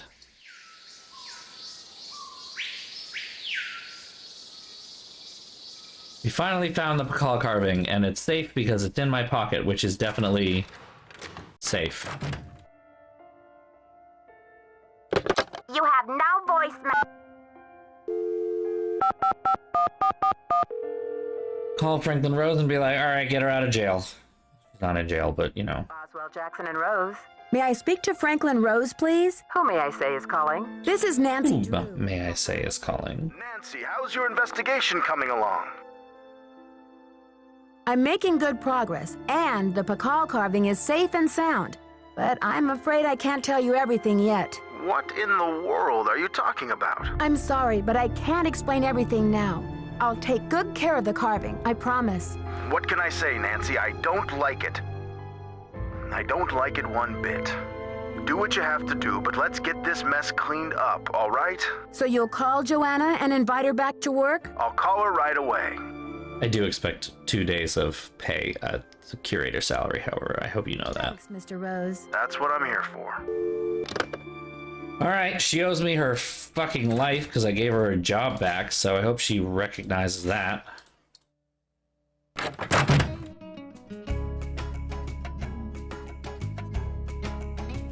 So, how do I get the Choco Canyon one?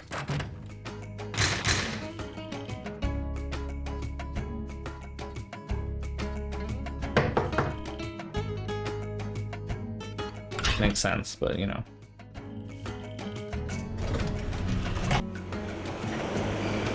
Ah, it must be past 4. It is just past 4.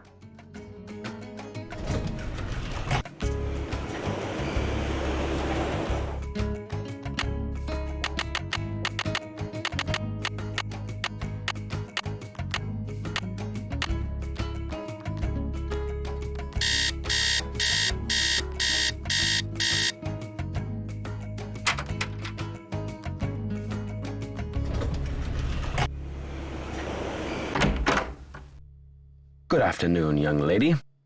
According to your notes, Pakal made a 6-part key to the Whisperer's tomb and scattered the pieces around the world. Do you remember anything about this? 6 keys? 6 keys? 6 keys! Nancy, what are the 4 corners of the world? North, south, east, and west. Plus the first king, Pakal himself, and the Copan fool. When they're all assembled, they open the tomb. Don't you see? This is why I stole the Pakal, to prevent some other schemer from putting the key together. Do you think I should alert the police? You must keep this to yourself for now. It's your only hope of getting to the bottom of this. You rest I up. don't know why I'm gonna take that as gospel. My best. I feel like we probably could involve the police at some point in the near future here, but okay. Not helpful, unfortunately.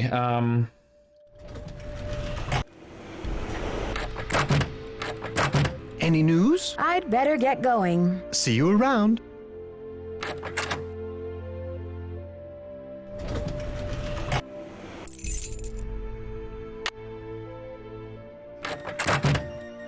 You're welcome. Hearing my name, Nancy. Honestly, I mean, what kind of moron would I be to try and ruin my own exhibit? Anyway, we need to make up for lost time. I need you to go to the storeroom and start unpacking some of those crates. One of the pieces has a fancy security device on it. The code is 0677. Sure thing, Joanna. All right, you're fucking welcome, but whatever. 0677 on the fancy security device. I think I know which one she means. Nailed it. Hey, it's another jade carving. How many do we have then? We've got 1, 2, 3, 4, 5. We are literally missing 1. Joanna, so good to see you. You're right. It's very like, okay, bitch, you're welcome.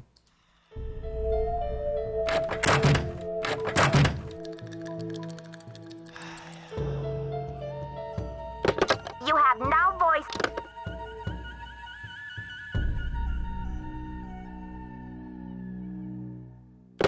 You have no voicemail. Press 9 for... The other one's from the Chaco Canyon, and I know exactly what happens, but I'm trying to remember how it works.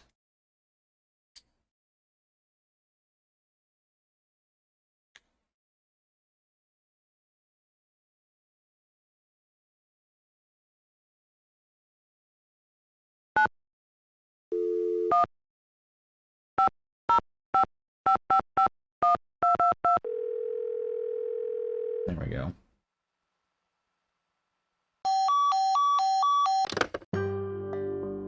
Be one of those things where I can't call them from here.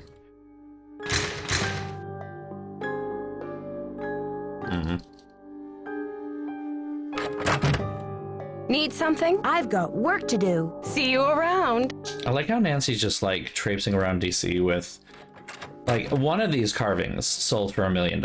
So we've got like 1, 2, 3, 4, 5. So she's walking around with like $5 million worth of ancient Mayan artifacts in her purse and or pockets. Like, Nancy, we gotta talk about this.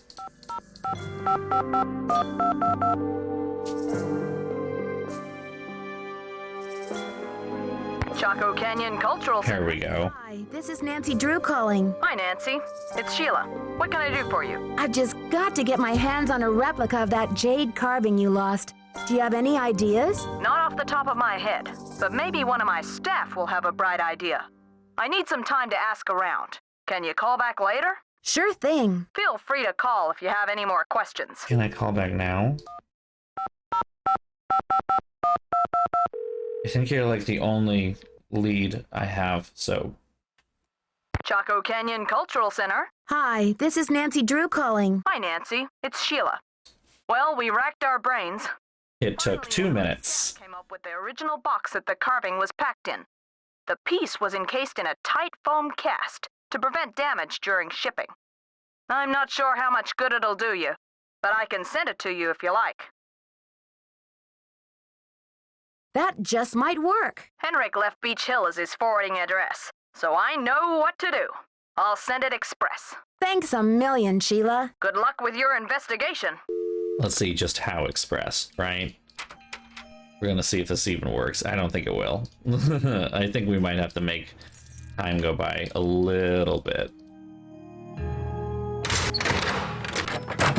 But I don't know. Yeah, I think we have to let that go by a teeny bit, so.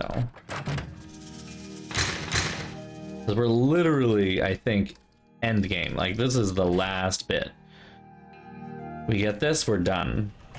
Basically. Oh, back it out. There we go.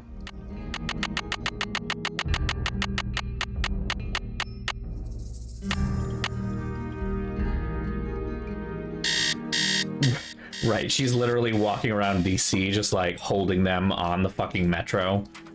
Literally just in her hands, just like bundled. Perfect. I want to go talk to Alejandro and just rub it in his face a little bit. Hello. No. I should get back to the museum. Goodbye. Fine, I was hoping. Give me your fake smile.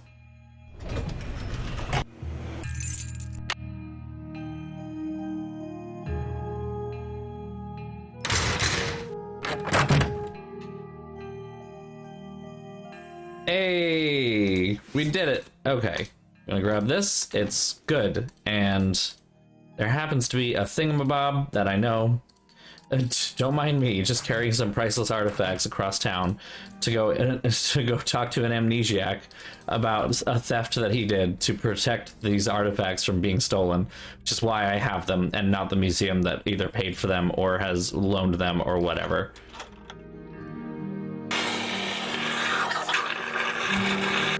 That's a slurping noise. Nailed it. All right. So now that we've done that. According to Henrik's notes, I need to make a key out of these pieces.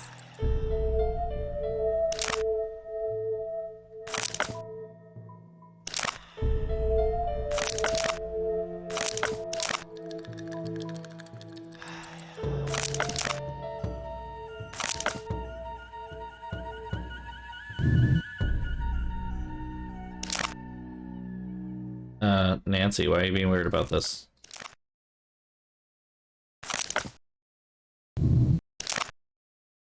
There we go. That's why you're being weird about this.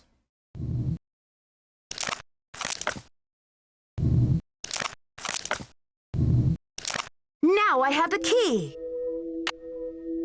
She has the key, so it will no longer be locked. Alright. To the thingy. Of course, that is only one part of the puzzle, I believe. We will have to figure out one more bit, don't we? Something's missing here. Right. Right. Hold on. The calendar stone, right? So we're gonna go grab another priceless Maya artifact out of a case, because that's, you know, a normal thing to do. Is it here? That's got the calendar stone? No. Where is it? No, not over here either. Huh.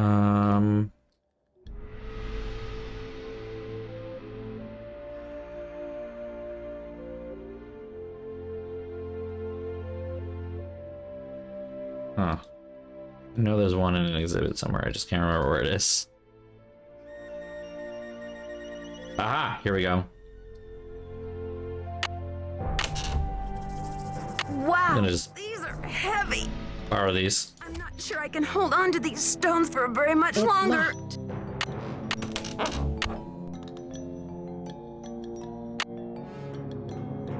I'm not sure I can hold on to these stones for very much longer. As she walks, she breaks one of them. Right, I'm remembering this.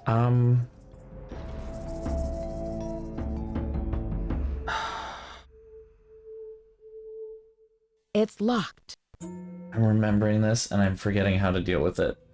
Oh no.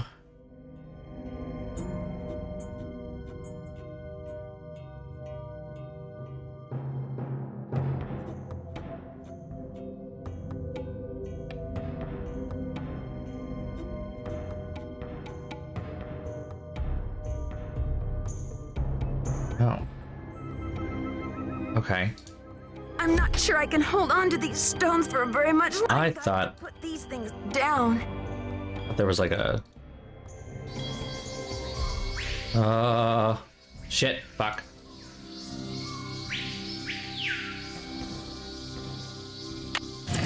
Right, it's just go fucking fast. I know, right? You just stay there while I think about how you're supposed to do this. King ascends again. So is I don't need to do that to other sides? No, I don't. Okay, so when the first king ascends again, the date of his ascension, which I can't remember.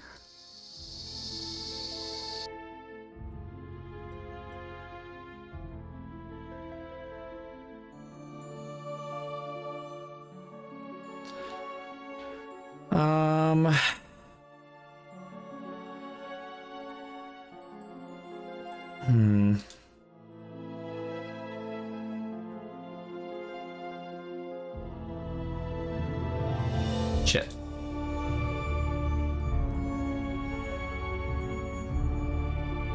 Right, if you try to walk anywhere else. Right, I do remember that now.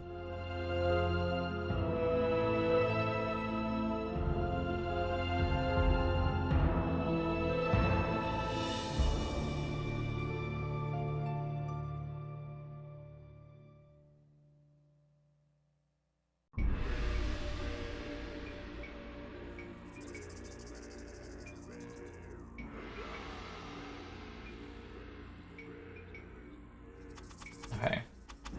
I have the answer, but unfortunately it's not as helpful as I would hope. So I'm going to kind of cheat a teeny bit here.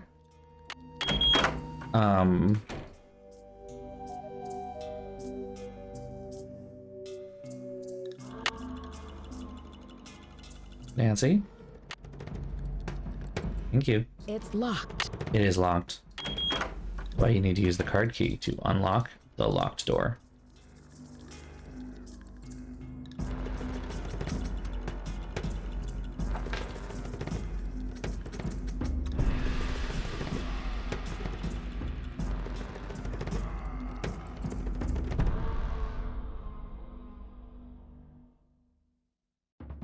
Okay.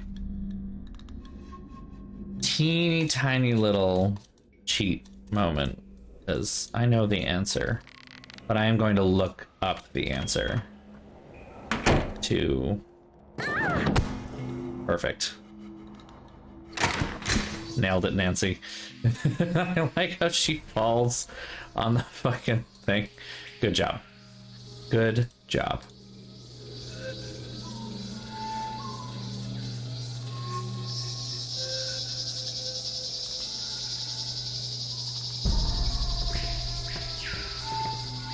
Where's this again?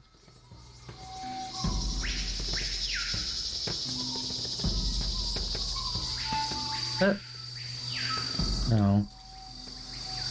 Right for that entrance, isn't it? Is this? Yeah, here we go. Pascal's Ascension, Sulcan date of 6 Lamont, which is why I ran down to the thing, because it was easier to get there from there instead of getting there from here. So I now have the Lamont glyph, and I now know it is 6 Lamont, even though like I said, I kind of already knew that. And so here we are.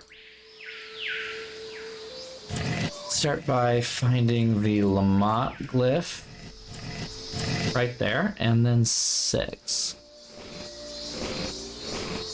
There is 6. Something happened with the outer ring. I don't know why. Moved. Aha! This solves the mystery, but covered in bruises, right?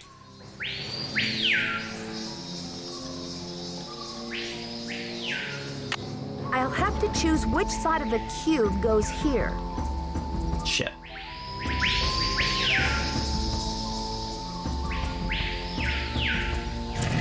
Nothing happened. Because you did it wrong, Nancy.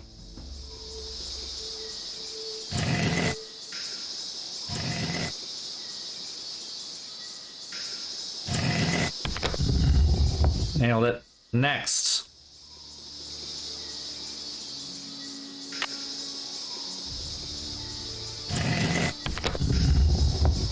nailed it also kind of by accident. I'm brute forcing this, I'm not gonna lie. I am definitely like, I am not sure what I'm doing, so we're just gonna see what happens.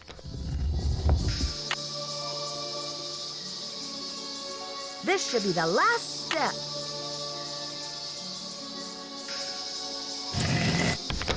I wonder what's inside. I mean, honey, it's literally, we knew it was a tomb. We knew it was a tomb. Like, Nancy, it was not, this should not be a shock to you. It's blank. Who's your friend, Nancy? Oh, good. Taylor Sinclair. And I would have gotten away with it too if it weren't. Looks like someone forgot her beauty cream. I guess we can't all age gracefully. I'm sure she would say the same about you. You've been a top-notch assistant, Nancy, but I'm afraid you're just not going to make it in the art world. Your lips aren't moving at the same time as your voice. Why are you doing this? Nancy, do you have any idea what that book contains? This tomb and all of its contents belong to Mexico. Finders keepers, I say. Nobody even realizes this thing has any contents. Won't they get a surprise when they finally open it up and find that it contains a 7th century scribe and a 21st century detective? Oh no, how could I have seen this inevitable betrayal coming? Well, here we go.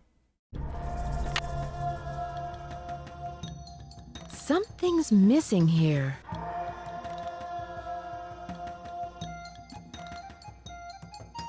I'm starting to run out of air in here.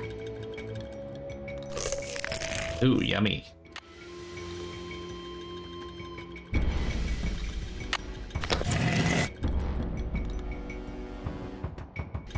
Nope. I gotta get out of here. This may be the scribe's notes about Pakal. I'm suffocating in here. Let me out! Now it's time for the best part in all of Nancy Drew. Our heroine emerges from the tomb, like a mermaid from the sea. Meanwhile, the foolish villain stews in the sour soup of his own miscalculation. From deep in the recesses of time, a wise royal scribe whispers her thanks. And a priceless chapter of history is rescued from obscurity. Way to go, Nancy! What in the world? Ah! Confound you, Nancy Drew! Dear Dad, it was great to talk to you on the phone last night. I can't wait to see you back in River Heights where I can feel The you fucking Greek chorus ending, like, what is this bullshit? face to face with a real mummy? Now that the scribe's book has been recovered, I understand how important it is and why Taylor thought he could make a fortune selling it on the black market. The book contains one of the only... We should rehearse a play if she gets out. Anywhere. I'm sure it'll be a tremendous addition to our knowledge of the Maya, once it's translated, that is. And now that Henrik's memory is back up to speed again, I'm sure he'll be itching to get to work on it. Taylor Sinclair won't be making any art deals for a long time, though, that's for sure. I guess I shouldn't be surprised about Alejandro's discovery that the Pakal carving's provenance documents were faked after all. When Franklin Rose and the board found out, they arranged to return the artifact to Mexico right away. Mexican officials are so happy to have the artifact back, they have pledged a new era of diplomatic relations with Beach. Which I'm sure Alejandro is excited about. Making deals with shady operators like Taylor. The board has agreed to give her another chance, as long as she reforms her business tactics. And what else? Oh yes, Poppy Dada's announced a new direction in her artwork. All her new paintings are going to feature, what else? Mysterious red handprints. So I guess everyone is taking off in new directions now. I'm going to stay and help this exhibit get launched. But I'll see you back at home in a couple of weeks. Have a safe trip home. Love, Nancy. Love, Nancy. Dear Nancy, Bess and George told me you're on a case in D.C. I hope everything is working out for you. I wish I could say the same for me. I'm planning on living here, but there's been some trouble. I think someone or something doesn't want me here. Please, Nancy, I'm afraid I can't stay here very much longer. I know you're busy, but I'm desperate. I need you to come out and investigate. Please say you will. Your friend, Sally. Teaser for the next time.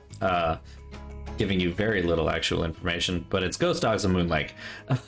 Which is why there's the owl. But, you know, there we go. That is my favorite Nancy Drew game.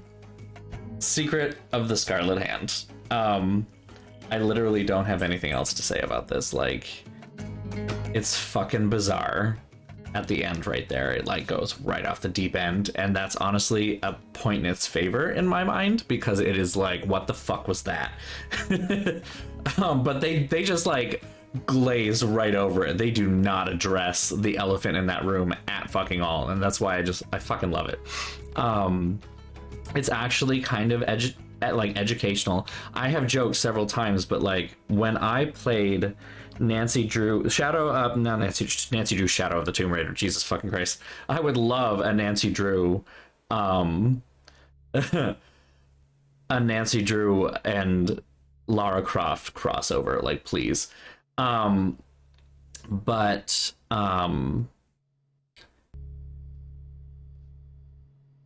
Shadow of the Tomb Raider. Shadow of the Tomb Raider takes place in South America, and there is a section where there are a couple of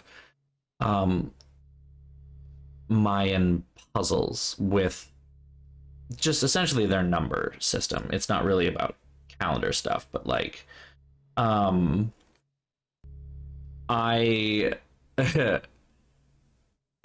did, like, the game tries to help you, and I didn't need it because I had played this. Like, I didn't need it because I already had played Nancy Drew, and I knew the Mayan numbering system because of this game specifically. But now that we have finished this game, we of course have to do our fun little ranking moment.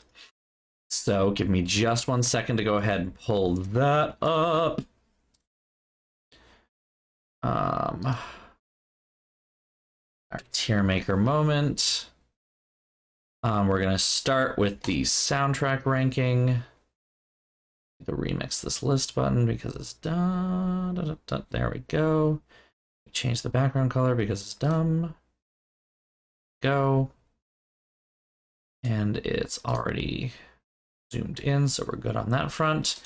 And with that, I will now attempt to turn off these two, turn on these two. Perfect. And then here we go. So, this is our current soundtrack ranking. This is just the soundtrack, just the music. So right now, as it stands, we have the final scene in the trash tier. I know that's a bit of a controversial take, but I really dislike it. The okay tier, Secrets Can Kill and Message in a Haunted Mansion. In both cases, they do not necessarily convey anything about the mystery itself. They do give a decent, mysterious atmosphere, but in some cases are also wildly inconsistent with how they are applied, especially Message to the Haunted Mansion. I recall it just being like, why is the dining room sinister? What is so sinister about the dining room? I do not understand. Because the dining room music is very sinister, and nothing happens in the dining room. It's absolutely hilarious. Exactly. It's bad, but it's funny. So that's why it's at least a good tier, an okay tier, because it's not like it's not bad. It's just bad. And then in our good tier, we have Stay Tuned for Danger. It gave a sense of New York, but it wasn't terribly interesting. Like it gave a sense of New York because it was just like, it's jazz. It's just like noir music. That's basically it. And our superior is Treasure in the Royal Tower. We do not have anything in the great tier. Treasure in the Royal Tower, I felt was like, this does a good job of adding in the elements that we want. Now, the last couple especially, Final Scene, Final Scene and Treasure in the Royal Tower, I don't think Haunted Mansion does this. But like when you find one of the key points or one of the key items, it has this stupid little like jingle thing, and I hate it. Unfortunately, Secret of the Scarlet Hand does the same thing. It's got that weird wah wah wah wah wah wah wah thing, which the music itself isn't bad. It's just it's a weird programming choice. So that is what I will say negatively about Secret of the Scarlet Hand.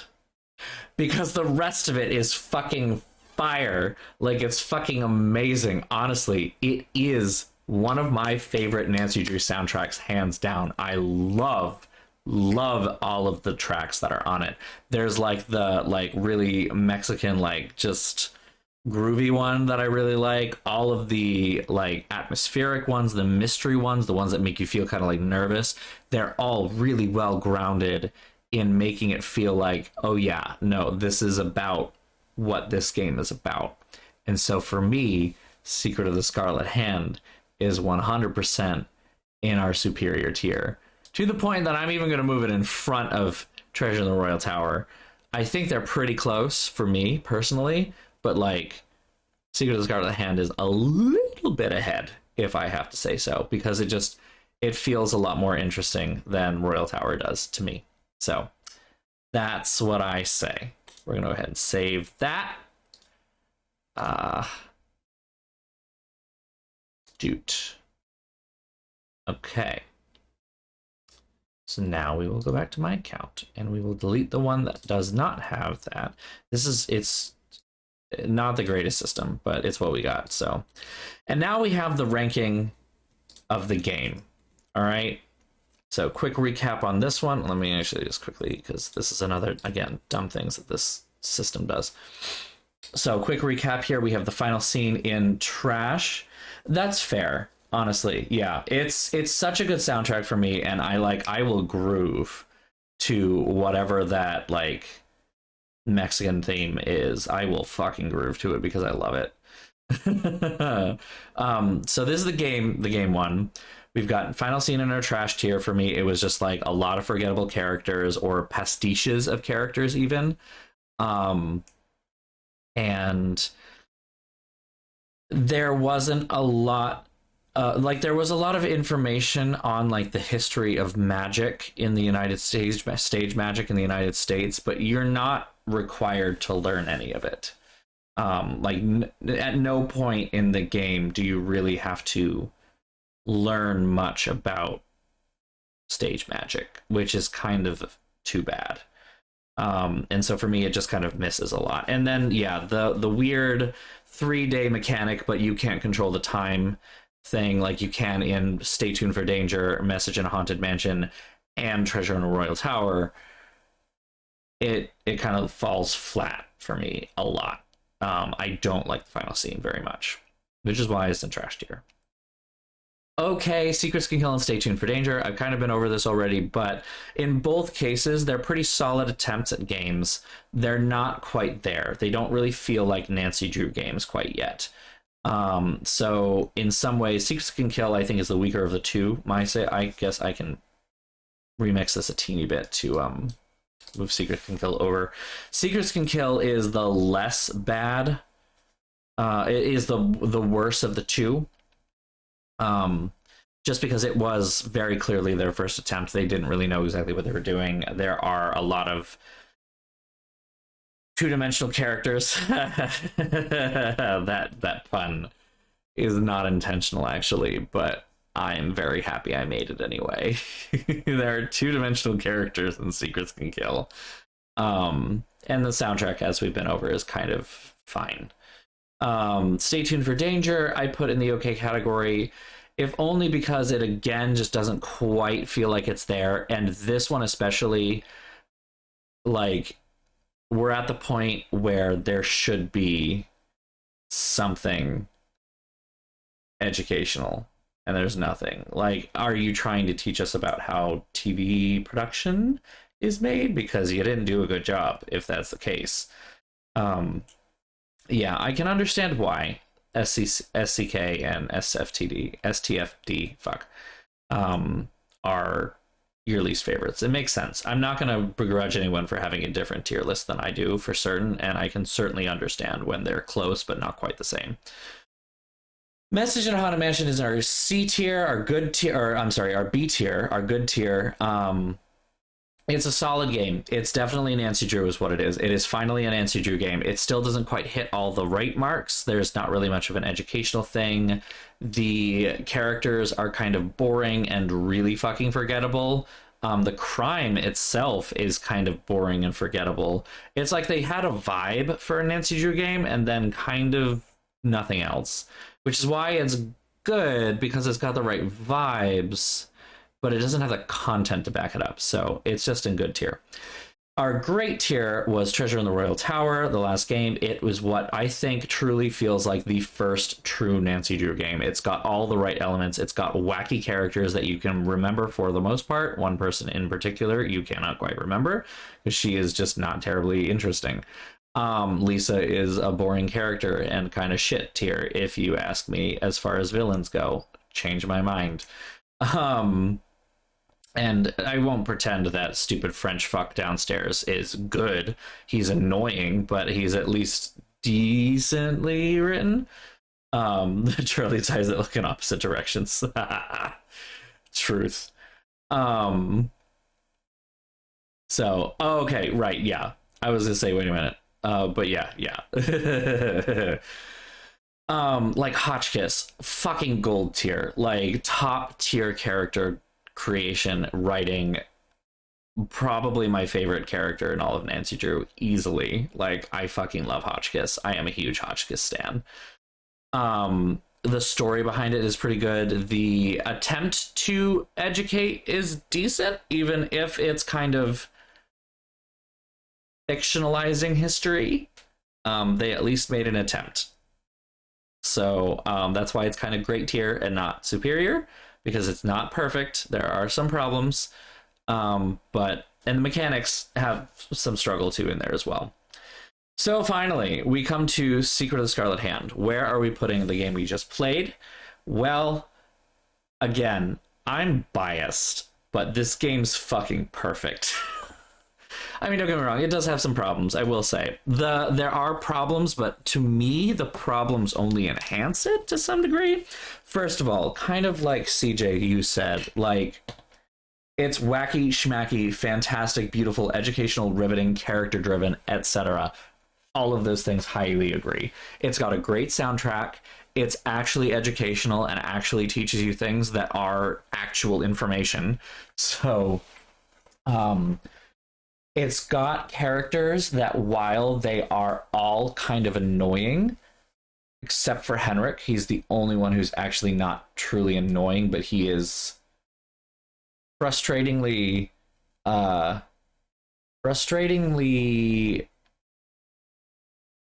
sympathetic, I guess we'll say. He is both frustrating and sympathetic, is maybe the better way to put it. Because I find I can't remember, really fucking annoying when I was younger, but at the same time, like, he's the only character who's not a piece of shit for the most part, or like a vindictive bastard. Because Joanna Riggs is absolutely shady as fuck the whole time, and that is why she's actually a decent character, which, you know, she's annoying as all hell, but she is shady as fuck. Sinclair, very clearly shady, like, very decently written villain, and like his whole like background is pretty well set up. His betrayal is pretty well set up. If you don't know who it is, like I do, because I played this game so many fucking times, Joanna apologist. I mean, I don't know. Joanna she's a bitch, but like, I can respect that, I guess is the best way to put it. But like, Alejandro, I guess with Sinclair, like, even though he's the villain, it's not so obvious that he's the villain, in the way that, like, Treasure in the Royal Tower, it was so obvious it was Lisa. Like, only one of us is lying about why they're here. Only one of us has not given me any kind of information about why they're here that sounds anywhere near legit. Like, oh yeah, she sucks in an endearing way. That's exactly how it feels with Joanna. Alejandro, like, I want to like him because I agree with his positions.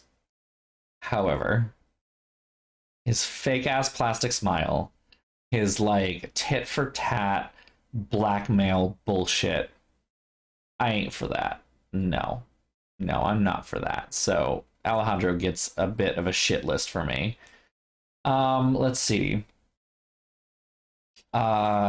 The puzzles are really good, like, honestly, and the fact that the puzzles actually make you reference other things in the museum. You have to remember your own knowledge, first of all. You have to collect the information, and, like, just to give, like, a quick, this is not by any means a scientific metric, like, don't get me wrong, but, like, I have 2 pages of notes for Secrets Can Kill.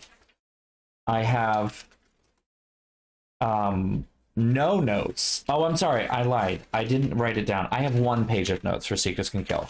I have 1 page of notes for Stay Tuned for Danger. I have 1 page of notes for Message on Haunted Mansion. 1 page of notes for Treasure in the Royal Tower. But then 1 page of notes. Sorry, 1 page of notes for Final Scene, and then 1, 2, 3 pages for Scarlet Hand. 3 pages for Scarlet Hand. Like, you have to remember so much, and you have to keep it all at hand, or you have to find a way to reference it constantly. And I love that.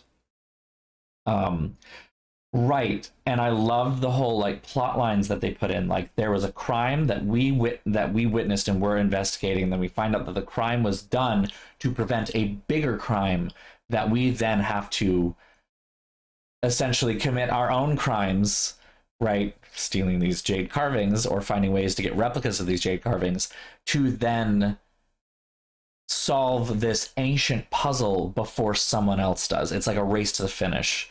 It's like Da Vinci Code, but better. And which is funny because I'm staring at one of Dan Brown's books right here. But anyway, like, it's got great layers, and then it just, like, throws it all in the trash can because the fucking Greek chorus, like, recited poetry ending that even ends with a "I would have gotten away with it too if it weren't for you meddling kids," full on, like, "Curse you, Nancy Drew!" Like, fucking iconic. And then the memes, there are so many good memes in this game, like Semper Ubi Sabubi and fucking, I can't remember, like, so many good things with this game. So it is absolutely 100% S tier for me. It is superior. It is top of that list. It is my favorite fucking game. I've made my case. I don't need to go any further into it. Like, it is such a good game. Such a good game. I love this game. So, there we are. That is our stream for the week. The day. Sorry, this is Tuesday, not Thursday. This is the end of the game, is what I'm trying to say. It's the end of the game, and that is a good place where we're going to take a little bit of a break from Nancy Drew, I think, and play something a little different for Thursday and for a little while, probably for a couple weeks, because I doubt that any of the possibilities are going to take, you know, as short a time as the Nancy Drew games take. So, I mean, so I'm willing to change my mind, but I will admit that I do look at this game with a certain amount of rose-tinted glasses. It is the first Nancy Drew game that I experienced on any level. Like, I think I've told the story on the stream before, but I will tell it again because I love it. I had never experienced any of the Nancy Drew games, had never run into any of them ever before until I went to a computer lab here in Boston at the Museum of Science. Museum of Science is kind of a children's-oriented museum, but they had this computer lab where they had edutainment games loaded onto it, and I would always want to go play them. And it just so happened that Secret of the Scarlet Hand was one of the games that was loaded onto those computers. So I played it there, you know, thinking it was... I think I even remember that, like, I thought it was specific to the Museum of Science until we were in Target or something like that, and I saw that no, these are actual real games. And so it started this whole frenzy. Like, me and my friends would throw in our allowance money to go and buy like the Nancy Drew multi-packs from Target and stuff like that. Or like when the new game came out, we would like throw our money in again, like all three or four of us to buy one copy and then share it among all of us over and over again. Like sometimes even all gathering around one computer to play, like multiple ones of us trying to play through the game at a time. Like it was so much fun. And so yeah, I have very deep memories with this game. So it is my favorite, perhaps be a little bit because of that. I won't pretend otherwise. Anyway, that's a stream for tonight. I do need to get to bed because I am very tired. So I will say goodnight now. Thank you all for joining. I want to say one more quick thank you to Zebra Rights for following. I actually didn't notice it when you followed earlier, but you were my 100th follower. We are now officially at 100 followers of the channel, which is super duper exciting. I'm so happy about it, even though it's like a little milestone. It took this long. And I'm just really happy that we got to that point. So yay! Congratulations to us. Woo! As always, I want to thank my subscribers. Thank you, Ragnarok Enerog, for resubscribing tonight. And thank you to all of my subscribers for the support that you give me. If you do want to support the stream, you can hit that subscribe button down below. It'd be wonderful. Thank you very much. If you want to follow me and be my 101st follower, like, go ahead, hit that follow button. You'll get a notification whenever I go live, but if you want to be notified ahead of time, you can follow me at BOSTrophyWife on Instagram or on Twitter. I post the day of, usually around lunchtime, Eastern time. So keep an eye out there for announcements day of. I usually stream Tuesdays and Thursdays, 8 p.m., but nonetheless, I will post every day that I stream on both of those channels. And then, of course, the most up-to-date stuff is here on my Discord. I'm going to go ahead and link that in the chat again. You can go ahead and click that link. You will get a notification. You'll get a invite to the Discord community, where it's just this nice little place. We chat every once in a while. We do memes. We have good support. We talk about games we play, games we're going to play, and we do polls. So I will be doing a poll for what game to play on Thursday. I'll be putting that poll up tomorrow. So if you want to have a say in what this channel does and what you get to see, check out that Discord link right there for sure. I also do have a YouTube channel, BOSTrophyWife, all the way down there at the end. I think there's a link down below as well. It is my entire stream archive going all the way back to the beginning when I started with the Nancy Drew playthrough that I started this whole channel with. So if you want to watch those old streams and see what I thought back then compared to what I thought now, maybe that's interesting. I don't know. I haven't taken the time to look myself. It's a bit rough back there. I didn't know like what a stream overlay was and shit like that. So it's a bit... but if you want to check out those, I do have all of my old streams up there, and I do update it regularly, so this stream will be up there in about noontime on Thursday, because I do need to give Twitch a teeny bit of wiggle room for them to have it. I also have the last two streams, VODs, here on Twitch, so you can basically watch my entire catalog anytime. And then finally, I do have a tip jar through Ko-fi. The link is right here in the chat. If you go ahead and click on that, you'll be brought to my Ko-fi page, and it's basically just a little tip jar. If you saw stuff you liked and you want to support me by throwing me a couple bucks for whatever reason, I wouldn't say no. It certainly would be wonderful and helpful. So thank you very much. And that is it. So yeah, one follower a year and then one unfollow, so it stays the same. I mean, yeah, my whole thing is, don't get me wrong, I'm excited that we got to 100, but I also don't really care too much about metrics. Like, I do this for fun, and because if I were trying to do this for money, I'm not making much money off of it. I literally get paid that $50 that Twitch pays out like twice a year, maybe. I think it might even be a little less than twice a year. Yeah, I'm not sure. Or maybe a teeny bit more. I think it actually is a teeny bit more than twice a year, but like in practice, it basically comes out to twice a year. Because I think I'm essentially making $10 a month off of this. So every 5 months, I get $50. So it's not a lot. You know, I'm not doing this for the money. I am doing this because I enjoy it. And I enjoy spending my time with you. So thank you all for joining, and thank you all for coming for the stream again. I'm very excited to continue more Nancy Drew at some point, but like I said, I do want to try and break this up a little bit and take some time in between chunks of Nancy Drew so that I'm not just getting burnt out on Nancy Drew real fast. I don't want to end up with like another Dragon Age situation or Mass Effect situation where I'm replaying a game that I love and I'm either wanting to jump ahead and play more than I can stream, or getting to the point where I want to step away from it for a little while, but I am in the middle of a game and want to keep streaming. So anyway, thank you all for joining. Like I said, there'll be a poll up in the Discord tomorrow about what game we'll do next, so keep an eye out for that. Until then, take care. I will see you all on Thursday. Have a great couple of nights, and I'll see you soon. Bye-bye.